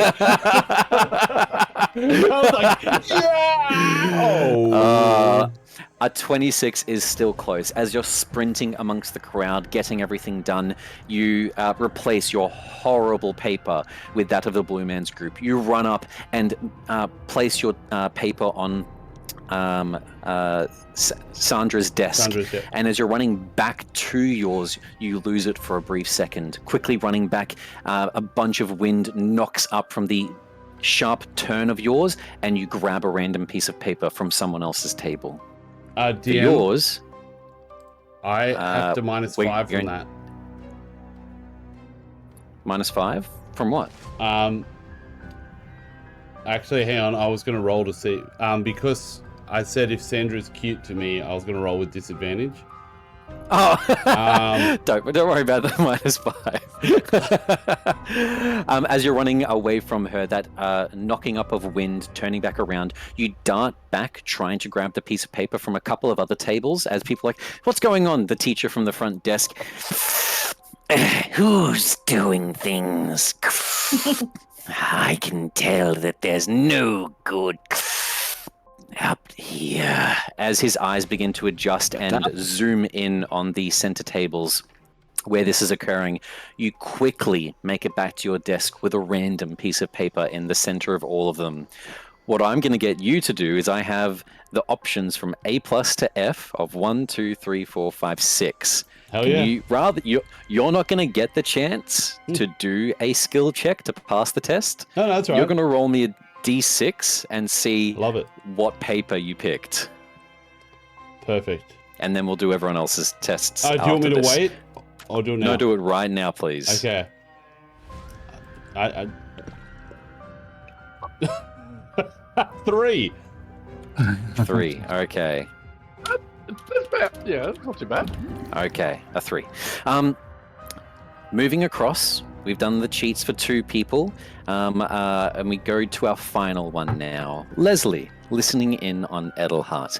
Nice and simple, not overcomplicating it. Is there anything more that Leslie would like to do with David Attenborough's body? No, there's lots of things he wants to do with David Attenborough's body. Leslie begins to make us demonetized. violently jerking off under the table. Yeah, there's all kinds of shit happening. So we have Leslie, toilet stand up and stand up and tell me now what as you a think. grip Oh, okay, hold I of should stand the up. husk. No, I'm not going to stand up. So basically, I've got to back up. So I've got something called Tactical Mind. Yes. So if I fail an ability check, I can expend a use of Second Wind, and instead of regaining HP, I can roll 1d10. Very good use of Ooh. And that that's gem. very cool. So that will be able to be used on both of these, the cheat roll and the test check. Hell yeah. Yes, Does I it don't say even how know often? what the cheat roll is at this point, but yes. No, that's fine. For you, I can it's going to use be nice and simple. You're listening in Yep. or looking Yep. in, so it's going to be a perception check. No advantage, I think flat I'll roll. I think I'll be looking in because I don't think Edelhart. I think he'll just be very quiet because he sort of knows what he's doing. Perfect. So give me a and perception check, a flat roll, and you can Yep. choose to use that ability depending on what you get, because it's Yes, it's it a just retroactive says, thing. Yeah, so if the check still fails, the Second Wind isn't expended, and I have 4 second winds, so I'm covered. Perfect. What I'm going to tell you is, you unless it's really low, like Sven's, Yeah. there's not really a way to fail. It's just the grade on which you pass or succeed. However, that being said, so say you get like an 18, even though you're going to get information, I'll still allow you to choose to use that Second Wind ability to try to just pump up the stats as much as possible. So, sorry, give what us am I rolling again? perception, please, as you look Perception. through the nip. Ooh. Yeah, I've got a +1 to perception, so watch out. Yeah, I've got a 3, so I'm going to be using it. Wow. But that checks with What'd you Leslie get? as well. 3. What did you get? +1. A 3. Okay. So yeah, Okay, so I'm gonna roll +1. So you again. got a 4 in total, and then using the ability. So it's going to be a D10 added to it, correct? Yeah, I think so. With a natural 3, I'd say you can see yourself violently masturbating from a different angle. That's a natural 20. That's a natural 20. The nipples like in anyone's aimed back game. towards David's desk rather than towards the paper. Yeah.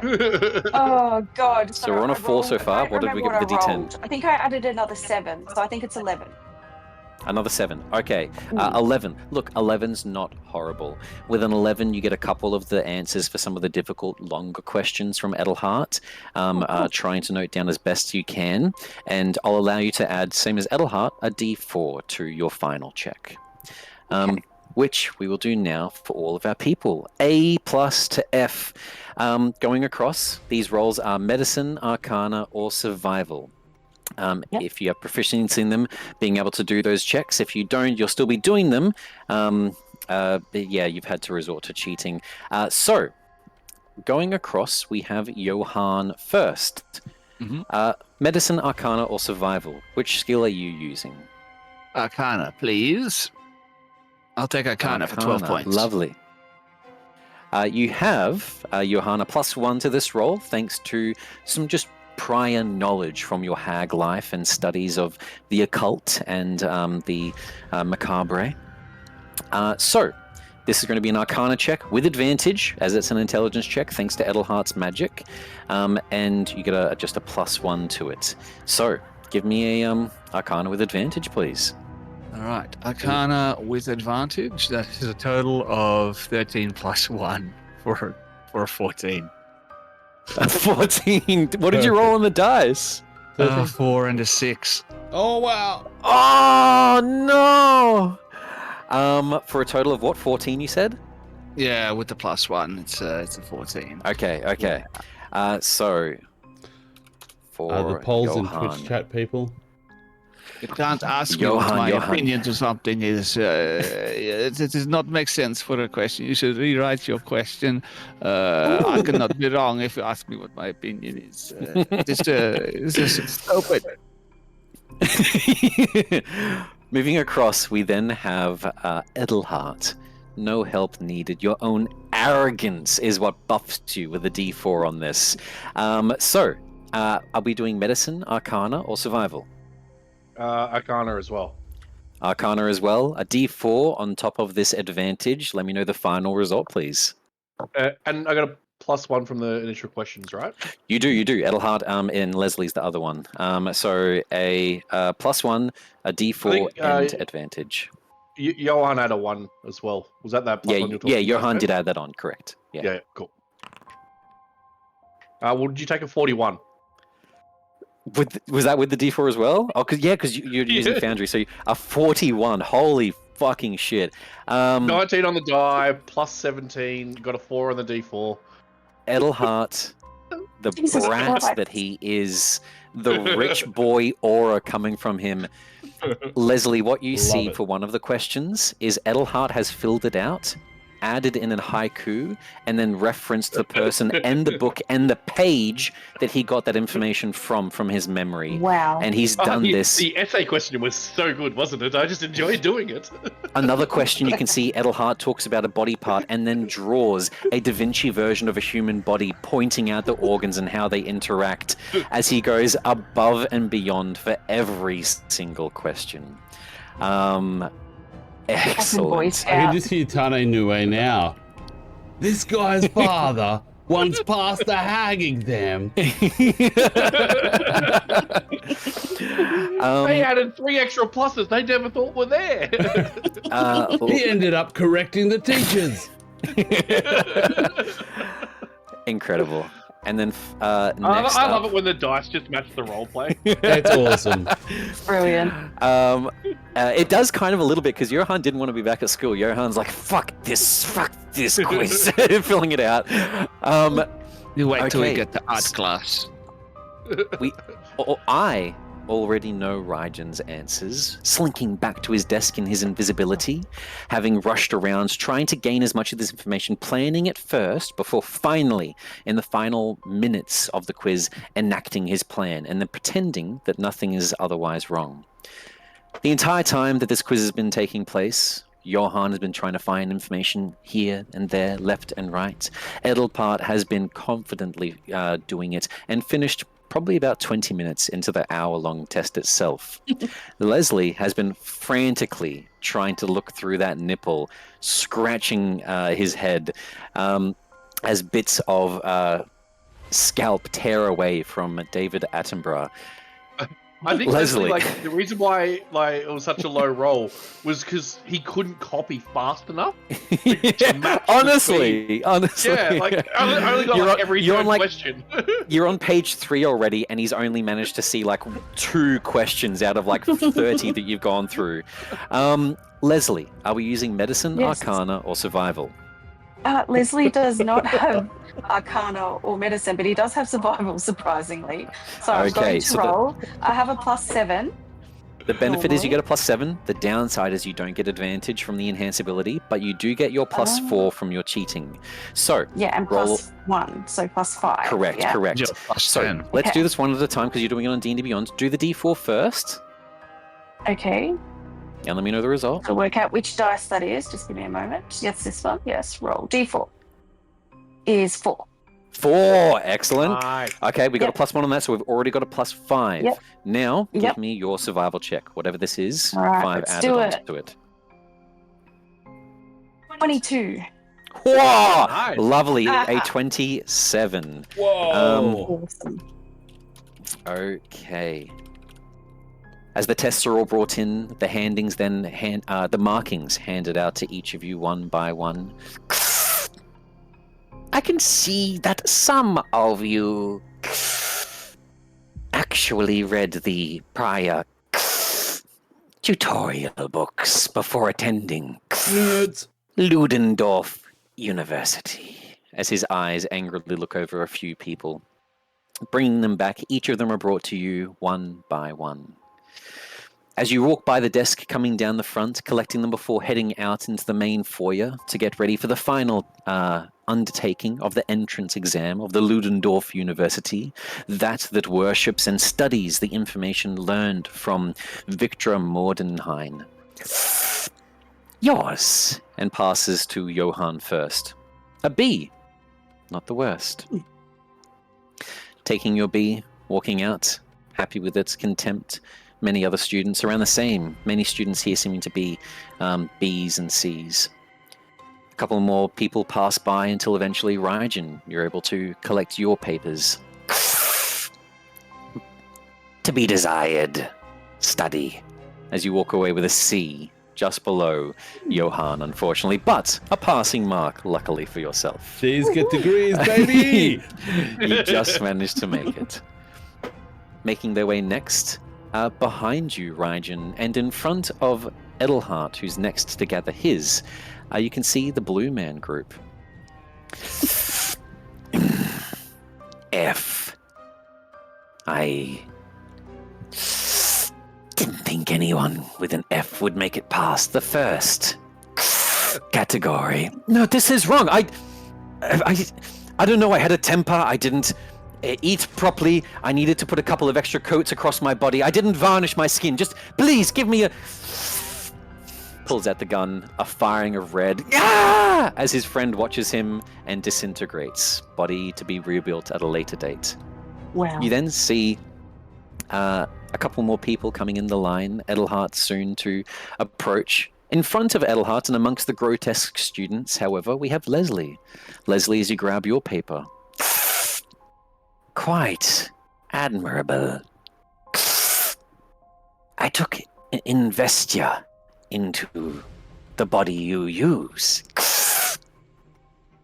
A smart brain in a smart cadaver. I like it. With an A+ as you're handed your paper. Ooh, yeah. Do you know what? The little nerd in me is very happy right now. A couple more Okay, people nothing make less their than way an A. until you see Sandra going past. Sandra. A. As he passes her the paper. And smart. She's the whole package. Inside out. Despite your workings and efforts, you saw Raijin. Her making her way past.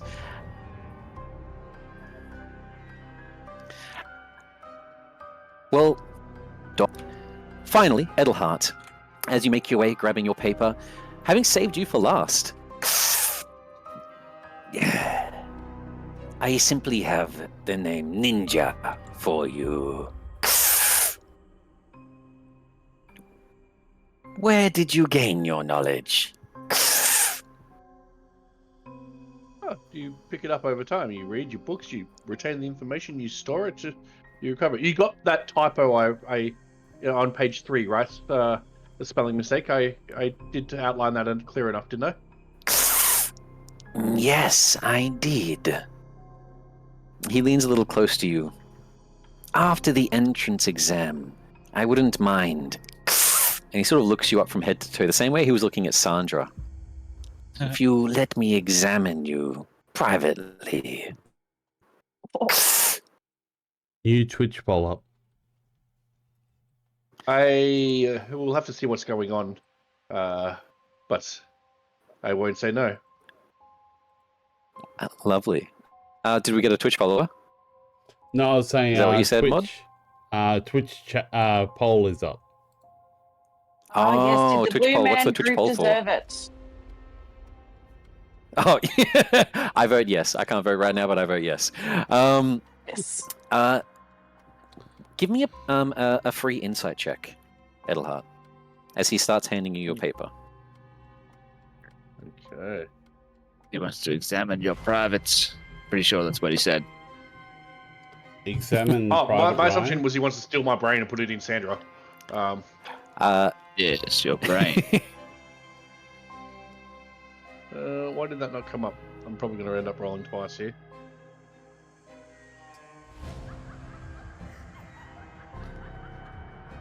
Getting like a little loading sign, but nothing's coming.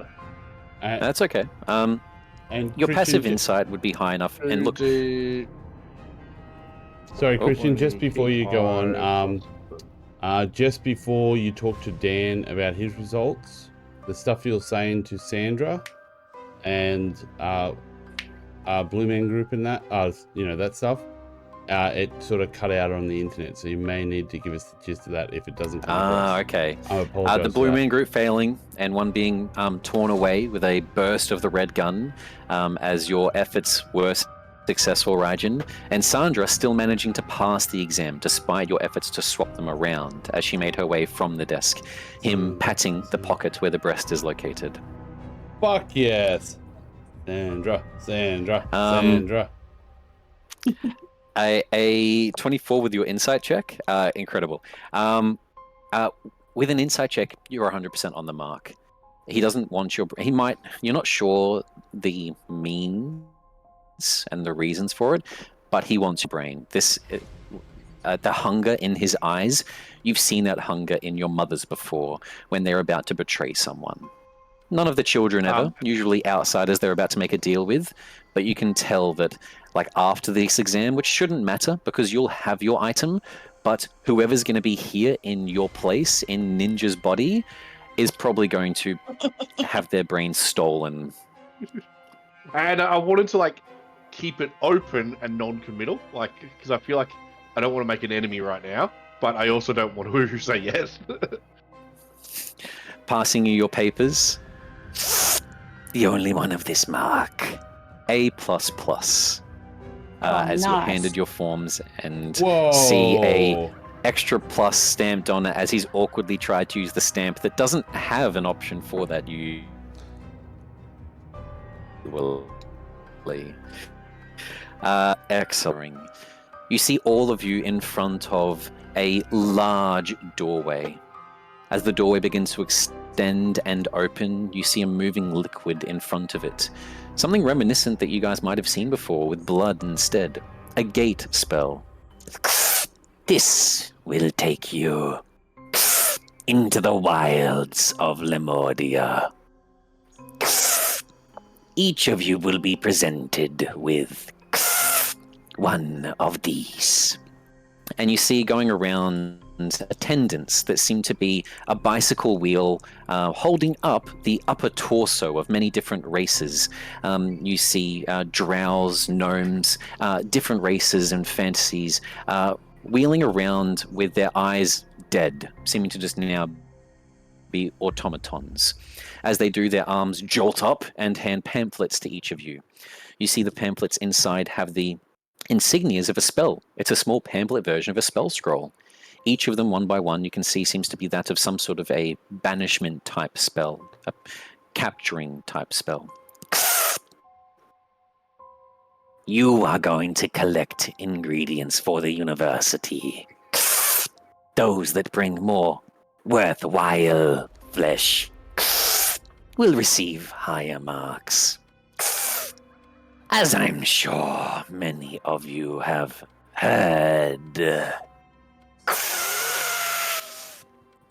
we have a reward for that with the highest marks in our entrance exams.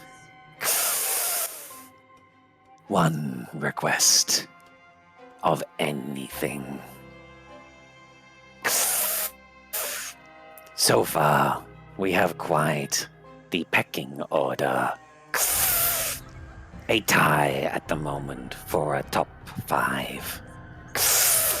You see a multitude of people get then pointed to as lights begin to shine down on them in this hallway in front of the large door.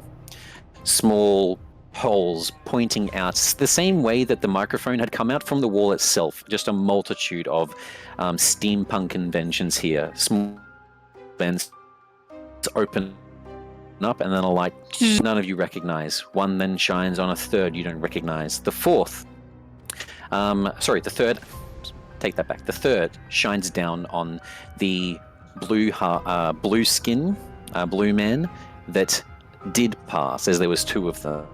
Seemed like he's pretty smart. Both of them were pretty smart. His arrogance was warranted for the most part.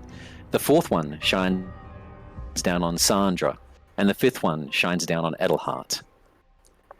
These are our top candidates so far. Any of them have... Oh, sorry, I forgot. Your face is just very bland.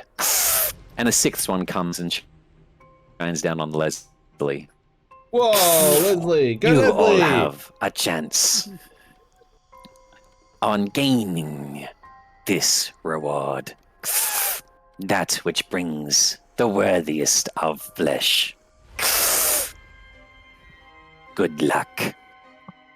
As everyone begins walking through the doorway, this shimmering gate magic, boom, boom, boom, boom, boom, boom, as they disappear onto the other side. Taking a look over it itself, can everyone give me a... This is all about this intelligence with this session tonight. Can all of you please give me a Arcana check? I would say the effects of enhanced ability are probably over at this point because they only last for like 10 minutes, don't they? What? I think it's an hour. Yeah, just say an hour. An hour? He won't know. Actually, that's perfect because that's the an hour was the time of that paper test anyway. Damn it. I got a 10. I just realized something. I have a thing where I can use contact other plane and automatically succeed on the saving throw. So I could have just asked our. You could have asked the witches. Was it a saving throw or an ability check? Well, it was an ability check, but you might be able to use it in this this hunt for ingredients, or possibly the final of our 3 sessions next week. You're playing level 20 characters for the first time. It's fine that you're forgetting things. I like the roleplay so far. But Arcana checks, please, from everyone, and we'll see what we know about these spell scroll pamphlets. Dirty 20, baby. Oh my Dirty 20? god. These rolls tonight. Dirty, filthy 20. Natural 2. Natural 2 and Edelhart. 33. 33. Incredible. I feel like mine's higher. That's no, not good enough. Raijin, you can tell that it is a combination of conjuration magic, and a couple of other schools of evocation and abjuration mixed with it, seeming to create some sort of a custom spell. Edelhard, you've seen things like this before. This is a capturing mechanic of sorts. It's unique to Lemordia, something you haven't seen before, their own creation, but you've seen variations of it. Types of magic similar to the magic jar that's meant to capture a soul, similar to other things that are meant to hold creatures inside of it. This is meant to bring some entity inside of it and hold it inside the scroll once the magic is used. It takes an action to use, you know that, and taking a look across it, you can see that there are some prerequisites that maybe some more daft students won't pick up. It only works on a creature once the creature is bloodied. So something needs to be below half health before this will activate and snatch the ingredients away. As each of you then steps one by one into the frozen wastelands of Lemordia, getting ready to bring back ingredients from some of the denizens that have broken free of their laboratories, we bring ourselves over to the map.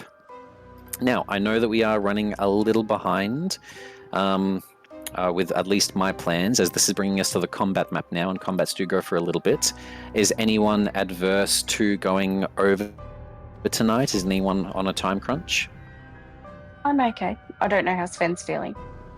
I might be a little bit on a time crunch here, as I feel like my stomach is trying to tear itself apart. Hang on, I'll give you some medicine, hey? That's okay. I'm still wanting to try to get us to end I'm still wanting to try to get us to end at 11 on time for you guys watching at home as well. Yep. Look, let me bring you to the challenge, and there may be a way that you guys can get this done very quickly. You're level 20 characters. You each have a pamphlet, and we know that we need either Edelhart or Leslie to be the person to capture the most worthy of these ingredients. As all of you appear in front of you, a frozen tundra surrounds you.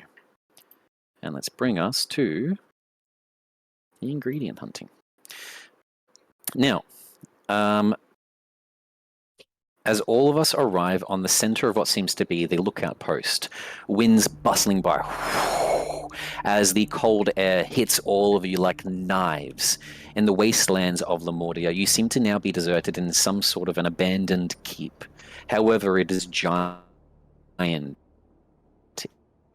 inside, now long since gone. You can hear the noises of animals that are still in some of the farmlands to your west. Scared and nervous bleeps from dirt that seem to be the size of a dog or a hog. The huts themselves are all oversized in nature as well, and huge footprints carve the pathways around you. Those denizens, however, are long gone. The ingredients that now roam here are the creations of Victor Mordenheim running amok. Things that the University of Ludendorff want to gather and collect for their own investigations and studyings. Taking a look around, I'm going to get another group check. Can I please get a perception check from everyone as you hear the moans and groans of flesh-made creations throughout this village that have overrun it? This is delightfully macabre. I'm enjoying this. All right, perception? 24, baby. Yes. 24. Ooh, 2. All right, there we go. Middling roll. Leslie 15. is still... Leslie's like blind at the moment. All you see is a desk and darkness as you're still looking through the nipple at the moment. Well, technically, I got a 1 plus 1, so I got a crit fail. Oh, you got a natural 1. You're 100% still looking through the nipple. You've forgotten how to switch back in view, and you're sort of locked into looking into the auditorium at the moment. Oh, fantastic. Sven, what did you get? A 15 on that one. I'm assuming it doesn't matter if we have true sight, dark vision, or whatever.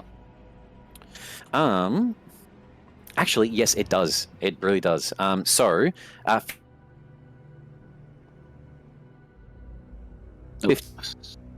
is 2. We'll notice some of this stuff. And what did we get for Edelhart? 18. 18. Okay.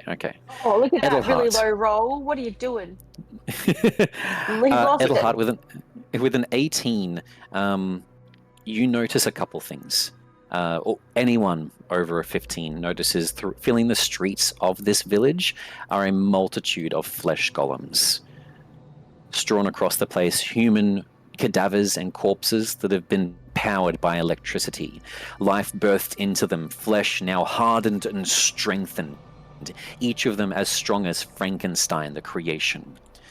Further from that, however, Edelhart with an 18, very easily seen by you, stomping in the distance, towering the wall of this settlement, even though it should belong to ogres and trolls, is probably where their corpses went.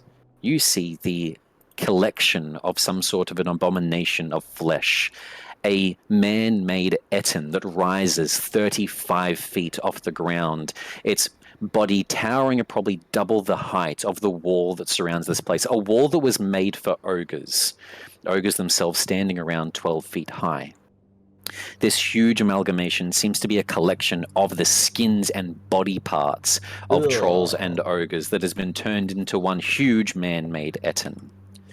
It looks very hard to take down, very tanky, but would be a lot of flesh to bring back. With a 15, but seeing invisibility, we see further up to the north what was once the keep or castle of this place. Hidden invisibly by yourself, Johan, you notice the flesh of what seems to be a human mixed with gigantic lobster arms that have been stitched to the shoulders to give it 4 limbs, and then carvings of infernal magic on its flesh and chest that seem to be glowing and pulsing with magic. Something that you recognize as a Glabrazu, a demon from the abyss that has the power to fly, turn itself invisible, and fire eldritch flames, as well as barraging people with its lobster-like hands and fists that are tucked underneath. But this seems to be a Glabrazu that Victra made from scratch. This isn't something from hell. This is a person and a lobster and other types of magic that she's melded to forcibly make a Glabrazu. Rock lobster. Rigel, you notice the last 2 great creations. Furthermore, beyond the walls, you see another large collection of quite a lot of flesh golems. All these small prey. You only have 1 ticket, 1 thing you can collect. You could try to collect one of these flesh golems, but obviously that's not going to get many points. The final 2 things noticed that could be quite noticeable are to the northeast of you, nestled away in what seems to be some sort of a almost lair that it's starting to build for itself. You see a chimera, the body of a lion that now has the head of a goat stitched to it and the head of a dragon stitched to it, and a burst and roar as flame shoots up, as it seems like all 3 of the windpipes and organs have been intermingled and perfectly sewn to one another. These are 3 different creatures that have been melded into one, a chimera not made through birth or magic, but by just man-made force.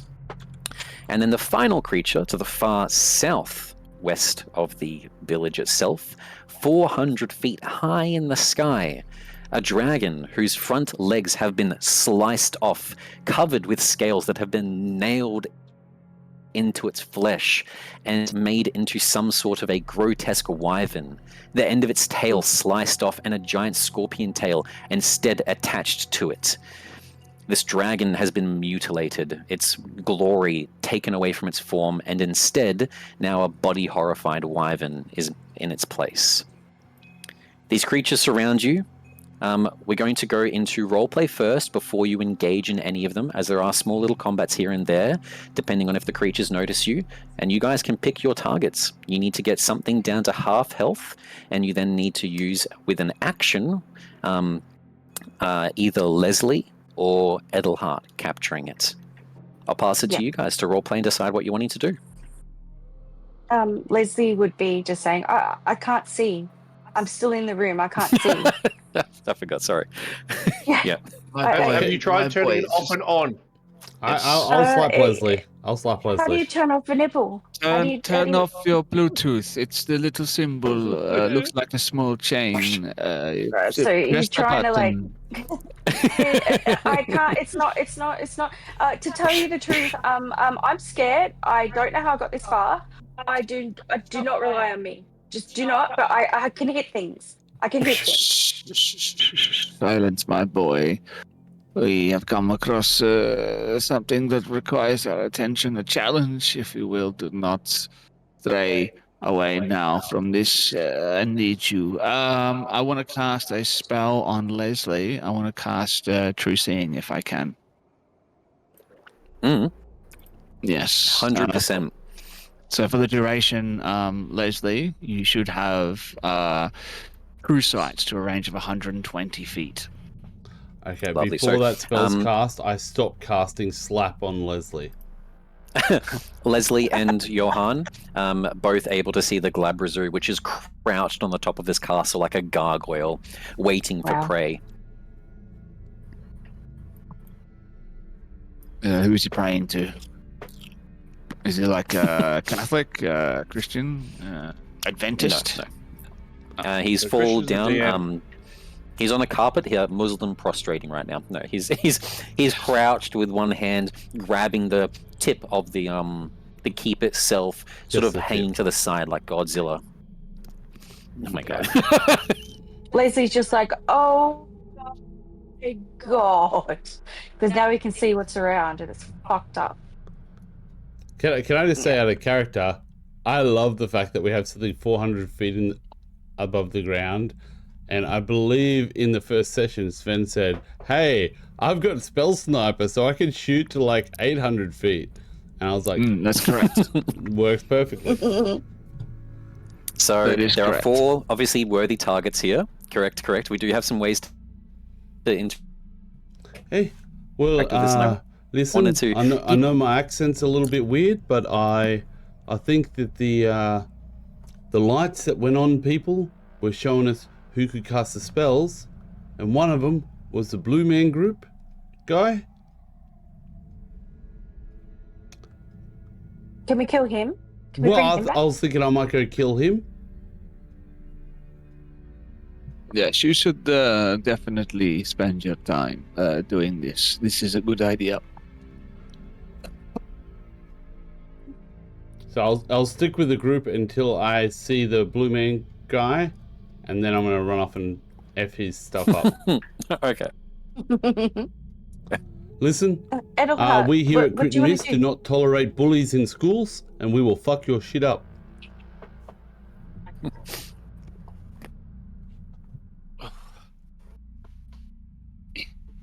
Yeah. So if What were you I'm going to say, Leslie? Edelhard, which is the toughest, but the easiest to kill. Well, I think there's an Essen close by. It's they're not known for their intelligence, so that's probably the easiest to kill. Otherwise, it's only just these little ones around here. Because I only saw the Etten and the local ones, I think, based on my role. Yeah. You can point it out for each other, the other beasts. Yes. So if I'm understanding this correctly, we just need to take one of these down to half hit points, smack it with a thing, and then we got it, right? Easy. Yeah, it's Pokemon Easy as that. Easy Obviously, as that. each of these creatures have the difficulty by them. That Etten looks very different to a regular Etten. It is ginormous, so much flesh. It probably has a lot to take down. The Chimera is probably going to be incredibly dangerous. Fire breaths, multiple attacks. The Glabrazu seems to have magic on its side. You already know things such as the ability to fly and visibility, difficult to track down. And the Wyvern, an immense flying speed and the ability to get away very, very quickly, as well as be difficult for anyone not on the ground.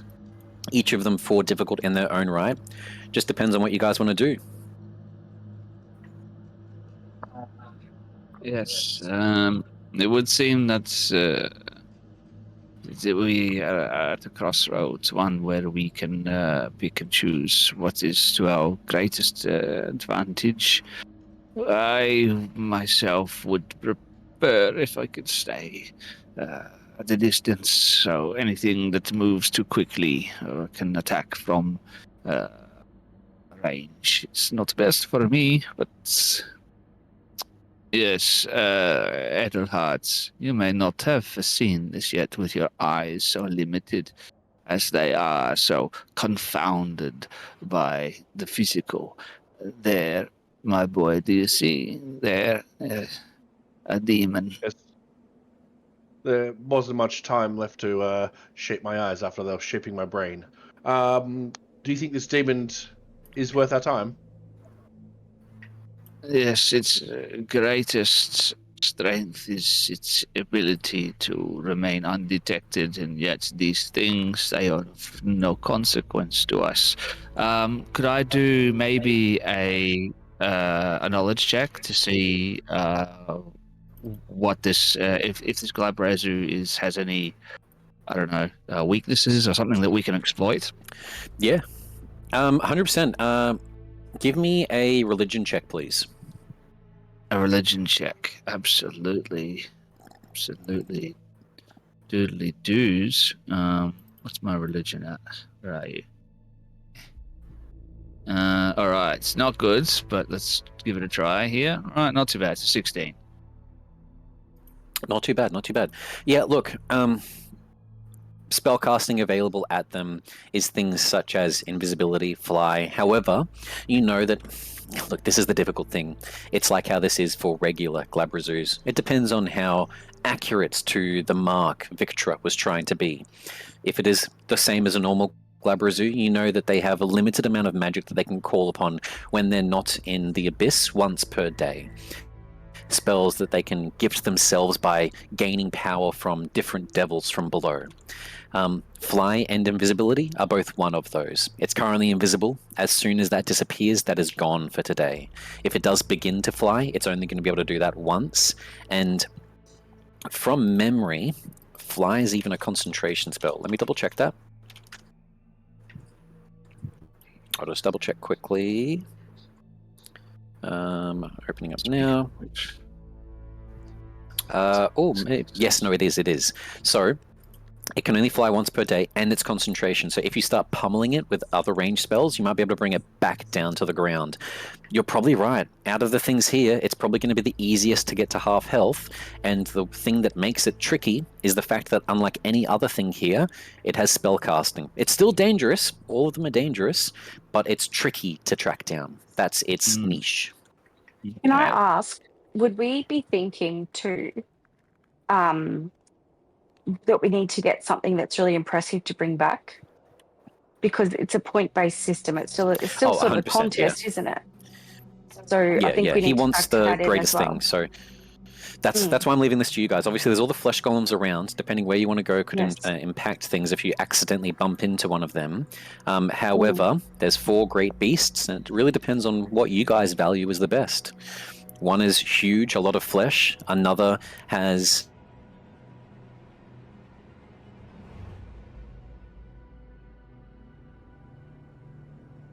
Sorry. 3 fire. Did Christian pause for anyone else then? Yeah, it did for me. So you said has, and then there was a big pause. Okay, I think I'm back now. You're back. Yeah, now. all the features we missed. Okay. The Chimera has the perfection of its craft. 3 windpipes built into one, a fire-breathing bladder that still works. The Glabrezu is a connection of demonic magic and flesh, something that is of the occult and rare. And the dragon it's a dragon. Not only is it well made, but dragons in their own right have valuable scales and very rare creatures. Honestly, it's difficult to tell. It's up to you guys to decide what you value as the best ingredient. All right, on 3. Everyone say what you want to attack. 3, 2, 1. Glabrezu. Sandra. Rabuni. Mirror. All right. Okay, seems I like we heard had 1 2 Sandra, serious answers. 2 Glabrezus, and 1 Chimera. So I think the party at the moment is siding with the Glabrezu. And Yeah, that's let's do okay. it. Like, yeah. I think Chimera because I'm just like, well, there's all these different body parts. You could use in multiple different ways. You've got that flexibility. So They're that's why very he's sticking cool. there.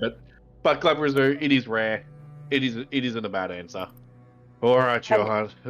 You failed last time. Maybe you'll pass this one. Okay. Let's do it. Smash it.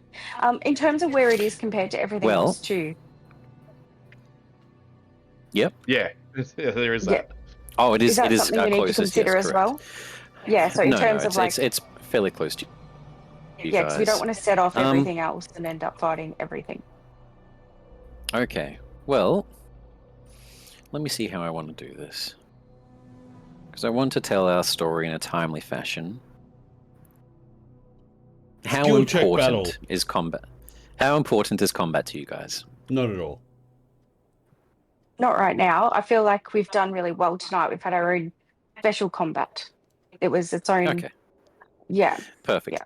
In that Right. case, I feel like we'd we will nail it. forego it. I was going to do it. You would. Honestly, given enough time, level 20 versus Glabrezu. I was just going to see if I wanted to do it at the start of next week, but that might cut into then the plans for the finale. So, that is fine. We will do this as a God of War role instead. I've done this with some of my parties in the past, and the way that it works is it is a skill. It's a skill encounter. You get to use a skill once and go through them, and we need to succeed in multitudes of them. So you tell me which skill you're using and how you're using it, and you simply need to pass. And we just need at least enough people to get to the end, or at least one person to get to the end. There will be 5 skill check. I'll go through everyone one by one quickly, but it's going to be getting to the tower. Now you can include magic with these, some of your own things. It doesn't need to just be athletics. If it's Arcana, it can be I'm using Arcana and some of my illusion magic with Rohan. But we're going to go through each person first with the first check, which is simply from this watchtower, getting to the keep, getting to the castle. Choose.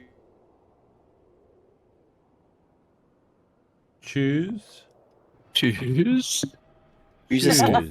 and we'll see. Choo-choo. We heard some of that. Am I back? We heard up Okay. to Pause down Uh, as choose. Choose a skill.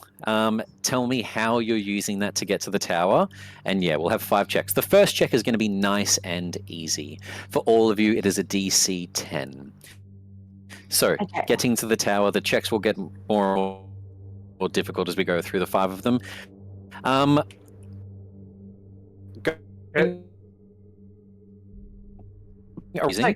by the way, this is really fucking annoying. Sorry, guys, the internet's just dying Okay. tonight. That's all right. Can we use the same skill twice? No. So once you've used, that's what I was That's trying to just say yeah. now before it locked out. Once you use a skill, it is locked out. So you're going to have to use 5 of your skills in total. So choose them sparingly. Obviously, probably wanting to save the bigger ones for the higher DCs at the end. DC 10, Rohan. Oh, yeah, Johan. Johan. What The skill would you Gondor like of to use? How are you stealthing to the tower? How do I stealth into the tower?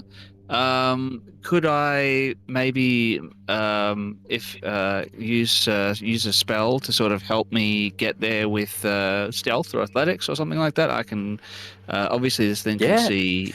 You won't get advantage on them. It's just a flat roll of it, but you 100% can use one of those skills for it, with magic being used in the roleplay. Okay. All right. I just if he's trying to get somewhere, he would just use fast step probably to get there, which is a bonus action, and it lasts for up to a minute, so he can do that just 60 feet, 60 feet, 60 feet, 60 feet if he needs to. Perfect. Bamfing back and forth, back and forth. Give me a stealth check, please, as you bamf to the bridge and then bamf to the below of the castle and bamf up to the castle onto the walkway. All right, give you a stealth check. Phone. All right. Okay. So, 4. Oh, I think Johan is still too. Ice fucking cold. Isn't it? I, as the DM, I will retroactively give you some inspiration for the cool spell casting and use of it, and give you a second chance for your bad luck. Let's see if it persists. Give me one more roll. Now, make sure you remember this next time Christian messes up in our Oh, death God. campaign. Natural This is that one. one that you've just done. Oh, A God. natural one? Excellent. No, that's fine. We're going to keep that, and we'll see what happens with I think we might. Johan's teleportation. we We'll might go around lose to the other people Johan. first, and I'll do his natural one last. Possibly. Leslie, what skill are you using? How are you stealthing? And I think I might Okay. reduce it to 3 checks in total rather than 5, so that way we're not being too time Okay, cool. consuming. Yeah, 3 well, checks in Leslie total. is going to be super duper intimidating and look around at everything and be like, I'm walking through here, no one can stop me. And he's going to use some false bravado. So he's going to do an intimidation check Oh, yeah. while walking. Really cool. Okay. Give me an intimidation Alright. check as you jump off the roof. And he might yell out, Top, "Is there beginning no one to- else?" Yeah. 21. Easy. You make your way to the castle, feigning ignorance that the Glabrazu is actually there. Edelhart, how are you getting to the tower? What skill? Just quickly, remember if you want the camera to see stuff, just double click or do the pinging. Yep. That's all good. I would like to, and Jim, you can say you did no to this if you want. Retroactively pass Leslie an item and just say, when you see the all clear, just give this a little bit of a toot, and use a item that I've got, which is the Horn of Silent Alarm.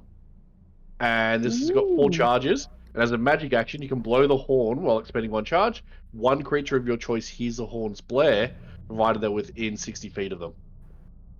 Oh, that's And I would cool. like to use stealth with that to say that I just know the right time to move. Okay, so with her watching, it's being able to see it invisibly with her true sight, thanks to Yes. Johan. 100%. Give me a stealth check. 14. Perfect. Making your way through the streets, ducking in between the flesh golems, you make your way up to the tower, climbing the staircase. Rajan, what skill are you using? I would like to do a mixture of perception. Actually, I'll do perception to find out where the other groups are. Okay, Oh, give me a just perception allowed check, the please. women. Yeah. Here we go. Perception. I'm calling a nat 20 before I've even rolled it, so I'm going to roll it now. 23, that'll do. Excellent. Making your way, you do notice in the far distances other members of some of the groups in other areas dense into the wintry forests, lookout towers that have also now fallen into ruin.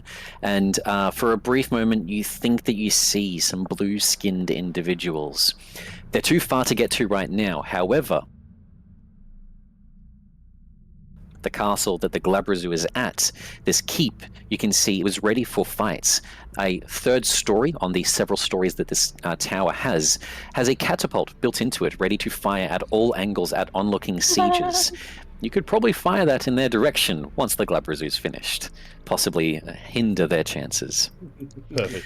That's what As we everyone wanted gets to hear. ready to enact the second thing, which is attempting to begin and launch their attack at the Glabrazu hidden on the rooftop, Johan, your teleporting magic gets ready. At the click of a fingers, you go to teleport down onto the streets. Unfortunately, as you do, your mental connection to your compatriots, your mind being dragged away, your envy of Edelhart, all of these things blind you. And in fear and anger, the magic teleports into a different direction. completely unseen by you through your three-dimensional look of surroundings, you find yourself surrounded on all ends by walls. They're wet. You feel water underneath your feet. And in the blink of an eye, thanks to the echolocation that you can see through anything, your eyes gleaming into the fabric of the universe itself, you find yourself inside the stomach of the gigantic Etten. Oh, God. Aurora more. As locked inside, you'll most likely need to break your way to a small gleaming bit of sunlight that you can see coming up through the esophagus if you want to attempt to help your party members on the final roll of tonight. Okay. This is going to be a I think he said this is going to be a breeze. skill check from the... Oh. This is going to be a skill check from the... This is going to be a skill check from Sven, DC 20, to attempt to break out of its stomach in some fashion or another, getting out of the esophagus, coming out of maybe the rear end. Your choice. Which skill would you like to use? DC 20, and how are you using it? All right. Skill check. Okay. The only thing that really seems to make any sense, like I can only break my way out of here, right? Yeah, but you can use anything. You can use Can he teleport? religion to pray to God and hope that the hags intervene divinely for you. Use any skill you want, but I want you to roleplay explain how that skill works to me. All right. He is going to. He's inside the Etten, so he's going to start rearranging the internal organs and cause its pain on the inside in an attempt to intimidate it into fucking letting him go. Lovely. Little bitch, fuck you, Johan will not have this occur. As you're like tying organs into bows and attempting to constrain as much of this thing's movement as possible, causing pain to this creature. Give me an intimidation check. All right, let's see. Can I roll above a 3 or a 4 today? Johan I will can. not be restrained as you begin tying everything. That's a 30. Hey! Yeah. He's back. Excellent. Johan bursts forth as the creature vomits you up. Mid-air, we're going to say that you are... it was already around 30 feet high. You're about 50 feet high above the wall, about to plummet down into ice and snow. And you'll get one final roll to attempt to do something from your spell sniping distance, which actually is ironic, to intervene with the Glabrazoo for one final check. But we'll go to the others first. Going over to the rooftop, going around for each of you, this is how you're going to begin your attack and catch the Glabrazoo off guard. Hold up. How the combat starts.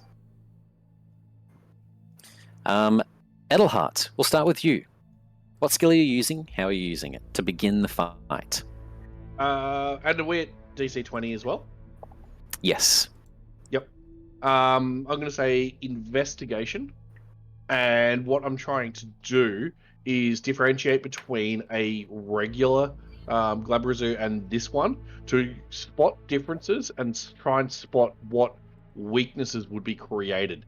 Be it like where they've stitched like the leg on and it's a different leg, so we can like aim for the stitching or something like that. Perfect. There was a perception you said, looking for those weaknesses? Investigation. Investigation. Okay. Yes, studying its body. Give me an investigation check. 18. Now I do have 18. inspiration, and I would like to use it. Am I 100%, able to 100%. use a stunning strike to give him help on that investigation? No, not with the skill encounters. These are just flat Okay. rolls. Spells, used abilities, we're just going to keep them all at flat rolls. Okay, Not much cool. better, but a You 24 can add it to the will- roleplay. 24 is a pass. Like I mentioned, we just need someone getting to the end. So Edelhard is still in the running, and through an amazing roll, Johan has put himself back in the running. Back in the game. Moving across, Leslie, how are you beginning the Yes. fight? What skill are you using? Okay, so is this combat? Essentially, yeah. Cool. So I can have my heroic inspirationes. Yes, you I'm do. You going- do get that. I will allow that. Yep. Awesome. Thank you. I'm going to use acrobatics because I'm a straight up like circus performer in my spare time as Leslie. I try to entertain everyone and make friends. So I'm going to start flipping up the building and try and kick the giant Graboni or whatever his name is. Gabroni, Glabrazoo. Okay, great. You make him sound Gabroni like he's some works. sort of a German sausage. The Leslie has in the past killed a Grabuni, which is a very, very similar Perfect. creature. Springing up, give me that Yeah. athletics check. All right. 26. Easily, lovely. Yeah. Makes it up and kicks this thing in the jaw as your compatriot Edelhart begins to fire magic at the sewing connecting bits between limbs and torso. Raijin, finally, how do you begin the fight? What skill check? Skill check. I feel like I should help here before I move on to screw other people over. But I really want to screw other people over.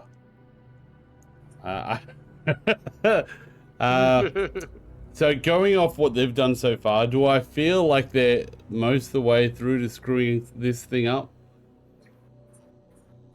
They're definitely on the way, but obviously any chances of helping is very important. This thing is slippery, difficult to take down. The more chances, the better. To be straight with you, with the final roll, Sven has scraped his way into getting a chance again, but his DC is going to be harder than the other two because he already had one fail. The other two will have an easier chance that they've been successful consecutively. It's up to you. If you want to forego this one to sabotage and then try to join back into the team after, you'll be in the same boat as Johan. It'll be difficult. Yeah, well, I feel like I should go try and screw over the other team to make sure that okay. I think it fits. You're evil. I It think that makes fits. so much sense. What skill would you like to use? We'll say the DC for this is 15. You said sleight of hand. Sorry, you said the catapult could be aimed at the other groups. Yeah, 100%. Yeah, I would very much like to use sleight of hand to get the aim perfect, to try and steal the scroll, like to aim towards the other group to sort of get there. And my intention is to get there and steal the scroll off them. But I'm going, I guess you'd say sleight of hand, but that... Yeah. With the faintest I'm of going to go touches, ensuring acrobatics, that it because is... that cannon shot seems like acrobatics. Okay, perfect. With acrobatics in that case, then you aim it, and then just praying to your hag mothers, you jump up, and then feet first land on the lever that lets the catapult go. Give me an acrobatics check. Reach through the shadows and pull that fucking lever. Okay, acrobatics check. Are you happy with straight? Yeah. Okay, cool. Thank you. That'll be 27. Yeah. Nice. With a DC 15, Eat you shit, leap Blue up Man and... Trusting in the hags, you need no other support in your life. You land, feet first on the lever, click! The boulder flies, and as it does, don't worry, I'll make this up to you, Fred. And a boulder, blood everywhere, scattering across the snow white toddy is ripped apart. We never got a chance to meet Chad, unfortunately. Chad and Fred do not make their way into the Ludendorff University. Perfect. Fantastic. Perfect. Moving on to our third Can I and just final turn rolls to the as the group and combat. say, okay, I'm good. I'm good. That was fucking amazing. Oh my As god. the combat continues, I'll have what she's the having. Glabrazoo puts up the Glabrazoo puts up a fairly difficult fight. Power words of magic coming from its voice. Stop! As it stuns some of you in place, frozen in fear. Darkness magic being lifted around, its voice talking over itself, pincers, arms pummeling, but it taking the brunt of these attacks over and over and over as it tries its best, eventually then casting fly, trying to fly away as it lifts up off of the rooftop by about 5 feet, not far, still within everyone's grasps. 5 feet within all of you. We have our final check to bring it below half health and attempt to then use the item. Now, using the item doesn't need to be your action. Each of you, this will simply be getting it below half. So explaining to me how you're finishing the creature off.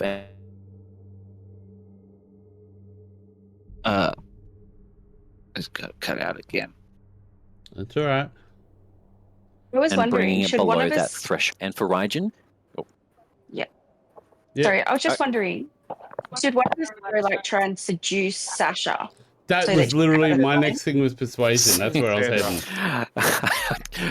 I don't know if we have enough time Sandra? to seduce Sandra tonight.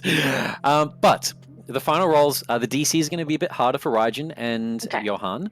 And then the DCs for Leslie and Edelhart will be a little lower. Unlike the ones Okay. so far, however, I'm not going to tell you what they are. You choose your final skill that you're wanting to use, how you're doing it, and how this is putting that final blow into the Glabrezu. And we need at least one of you to pass. We'll start far off in the distance with a hard DC. Johan, gliding through the air like a pigeon. Okay, yeah. Pause, I need to pause, go pause, pee. pause, I pause. can't keep Can we laughing just and not appreciate pee. what Christian just said?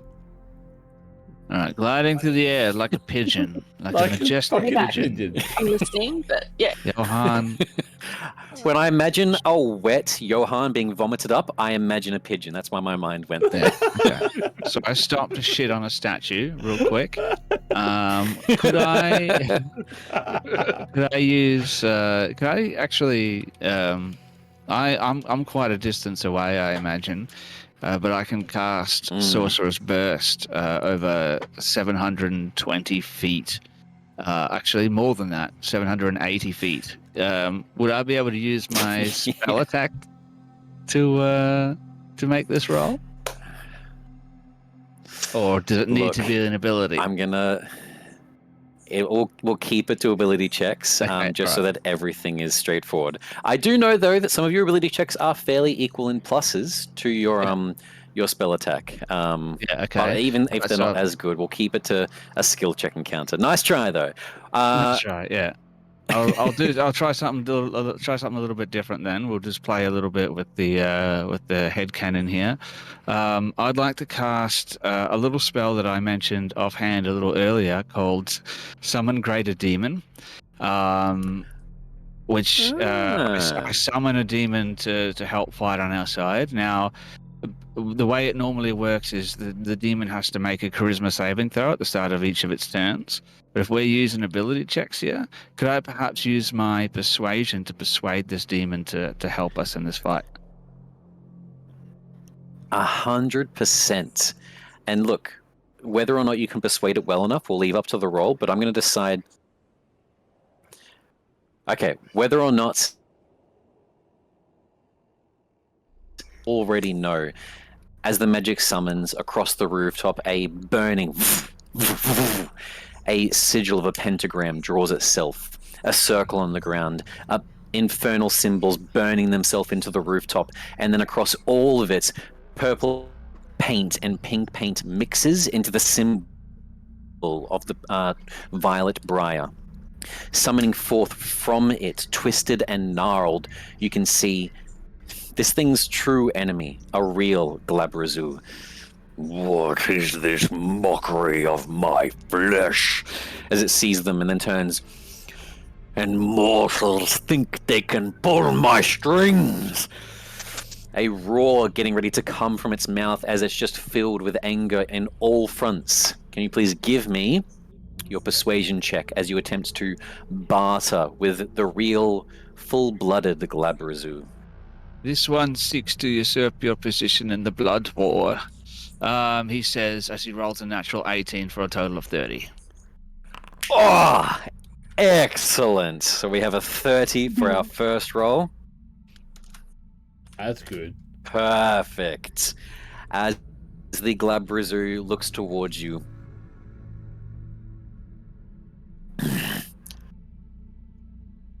your magic beginning to close in around its mind, less, if you would. The hag's taking control of the beast. Fine. Zariel would not be pleased in this case. I will rip it apart as it begins to launch itself at the Glabrazu. We will then turn over to Raijin. Raijin, yours is also a difficult role. What skill are you using? Well, I feel like we've really locked in this, and like I feel like I'm really happy that I killed the fuck out of those Blue Man Group. Is there any chance I could take a low skill check? Days. But roll with advantage. Hang on, let me just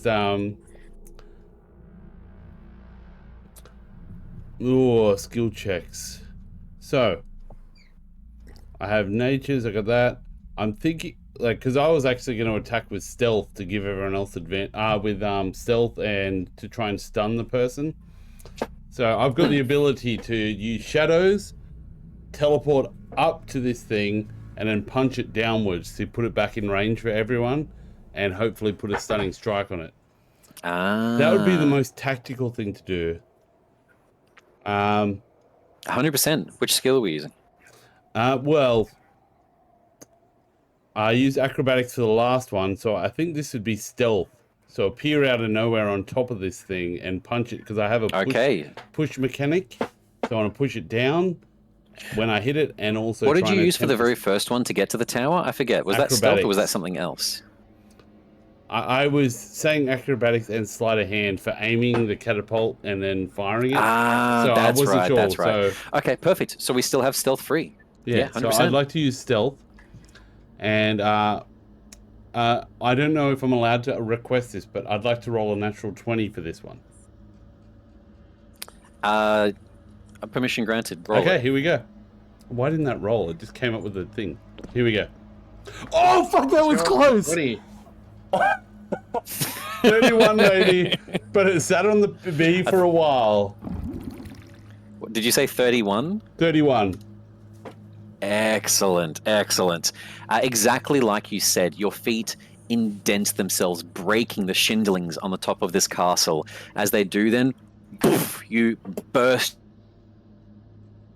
yourself 20 feet high, coming down in a front-forward roll. The Glabrazu looks up, looking into its right. You all, let me just be alone! As it goes to rip away and hit all of your companions in a circle, you go completely unseen.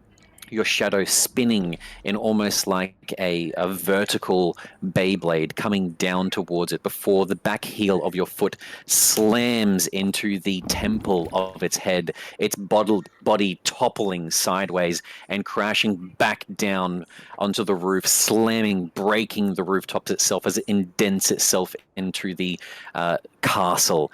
Your companions getting ready to then launch the final assault. That brings us to our second last. Leslie, what skill are you using for our final one? Your DC is a little easier, but still very difficult.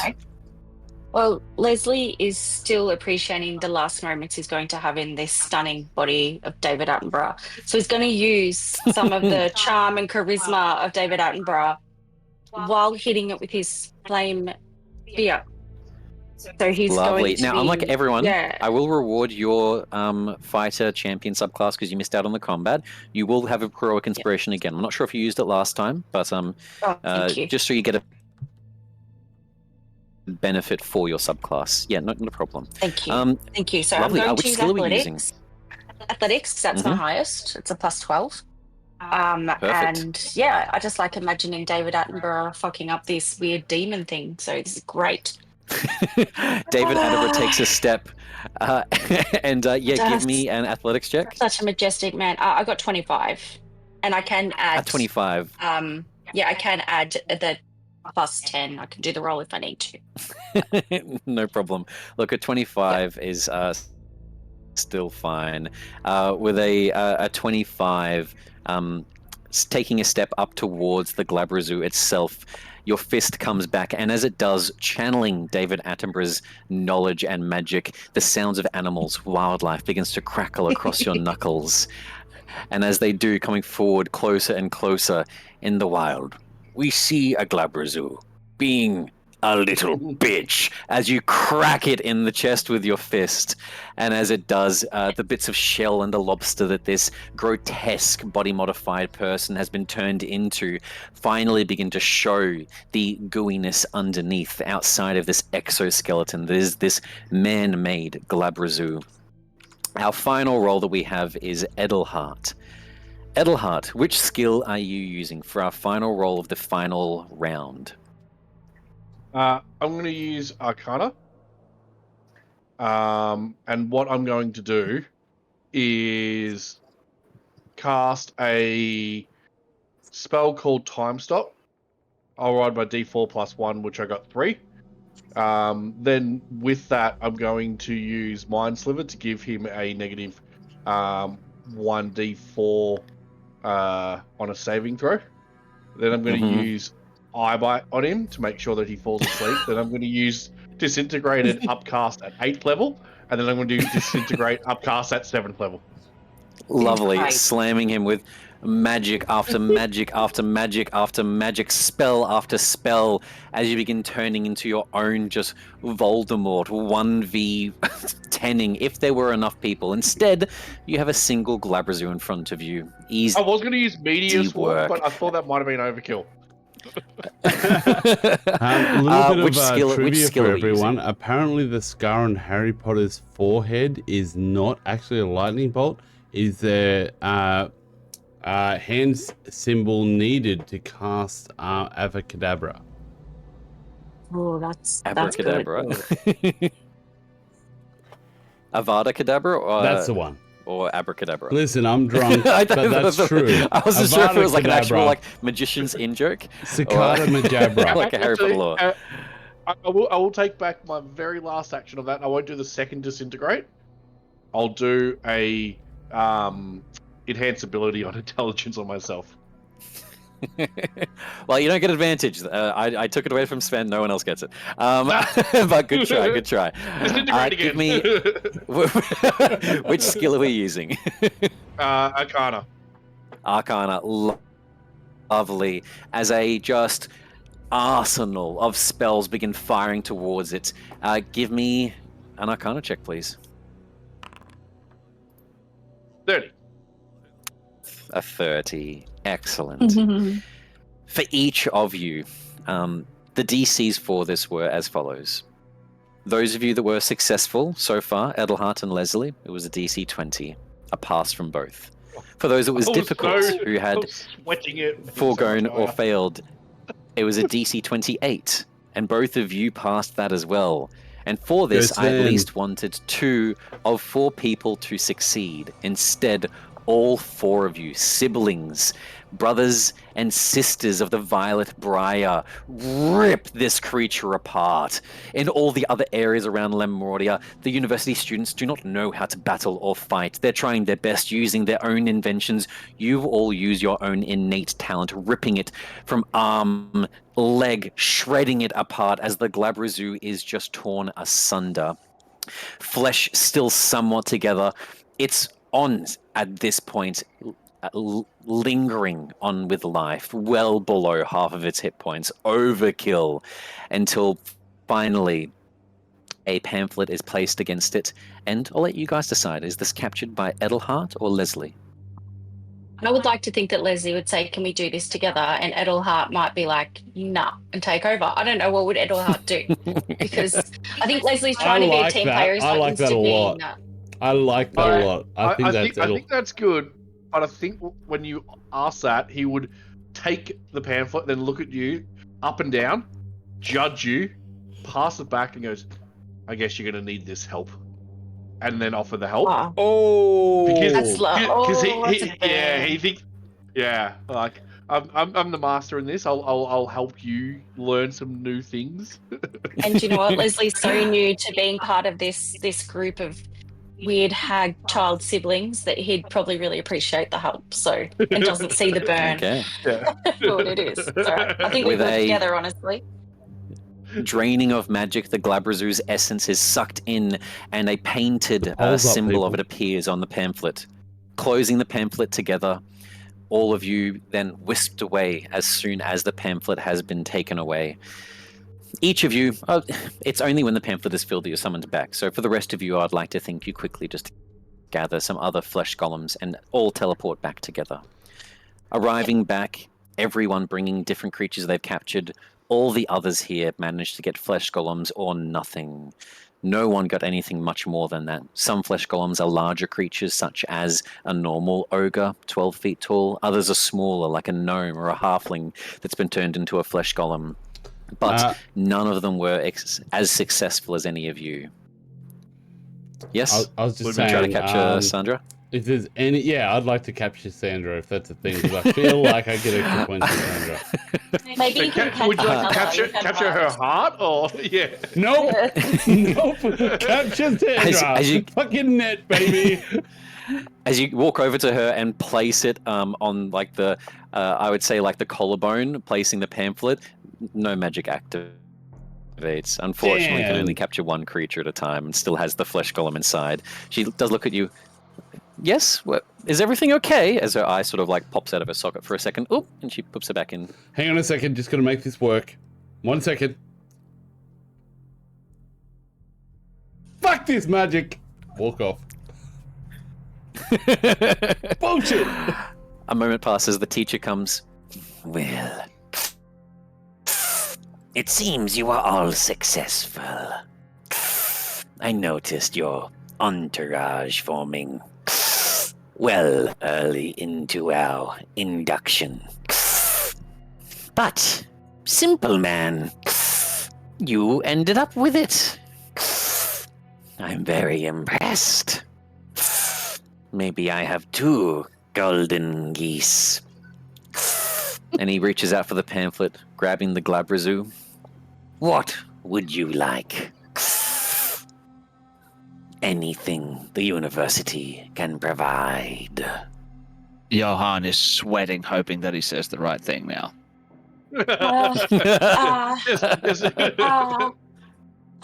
A banshee's scream. It's like, Leslie would need. He's like the Tin Man. He needs a new heart. I did write it down, but my As- notes turned into gibberish. So GM actually I'm hoping real I'm life right. stressing for a second that she didn't get it wrong. I really am. No, excellent, lovely. The correct Lucky gems behind information Leslie. given. Yeah, no shit. Sorry, Christian, A you paused moment again. passes as the teacher returns.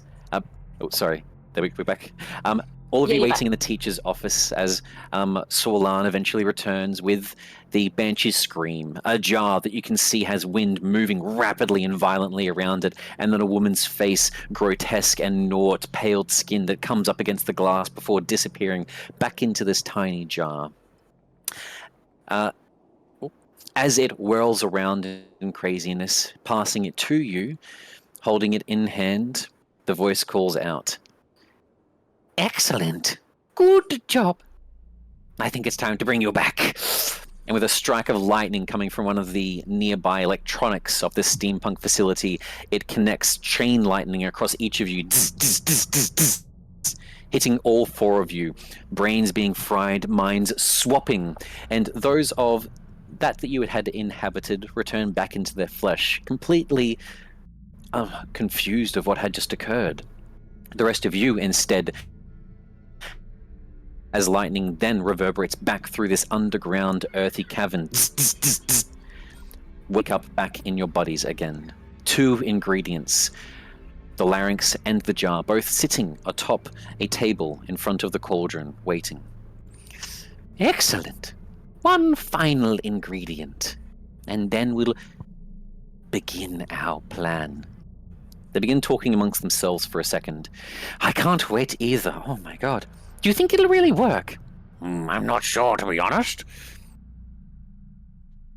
Is Hades that dumb? I hope that he is, to be fair. If we can use them Strahd's going to be punished for bringing in those toys of his.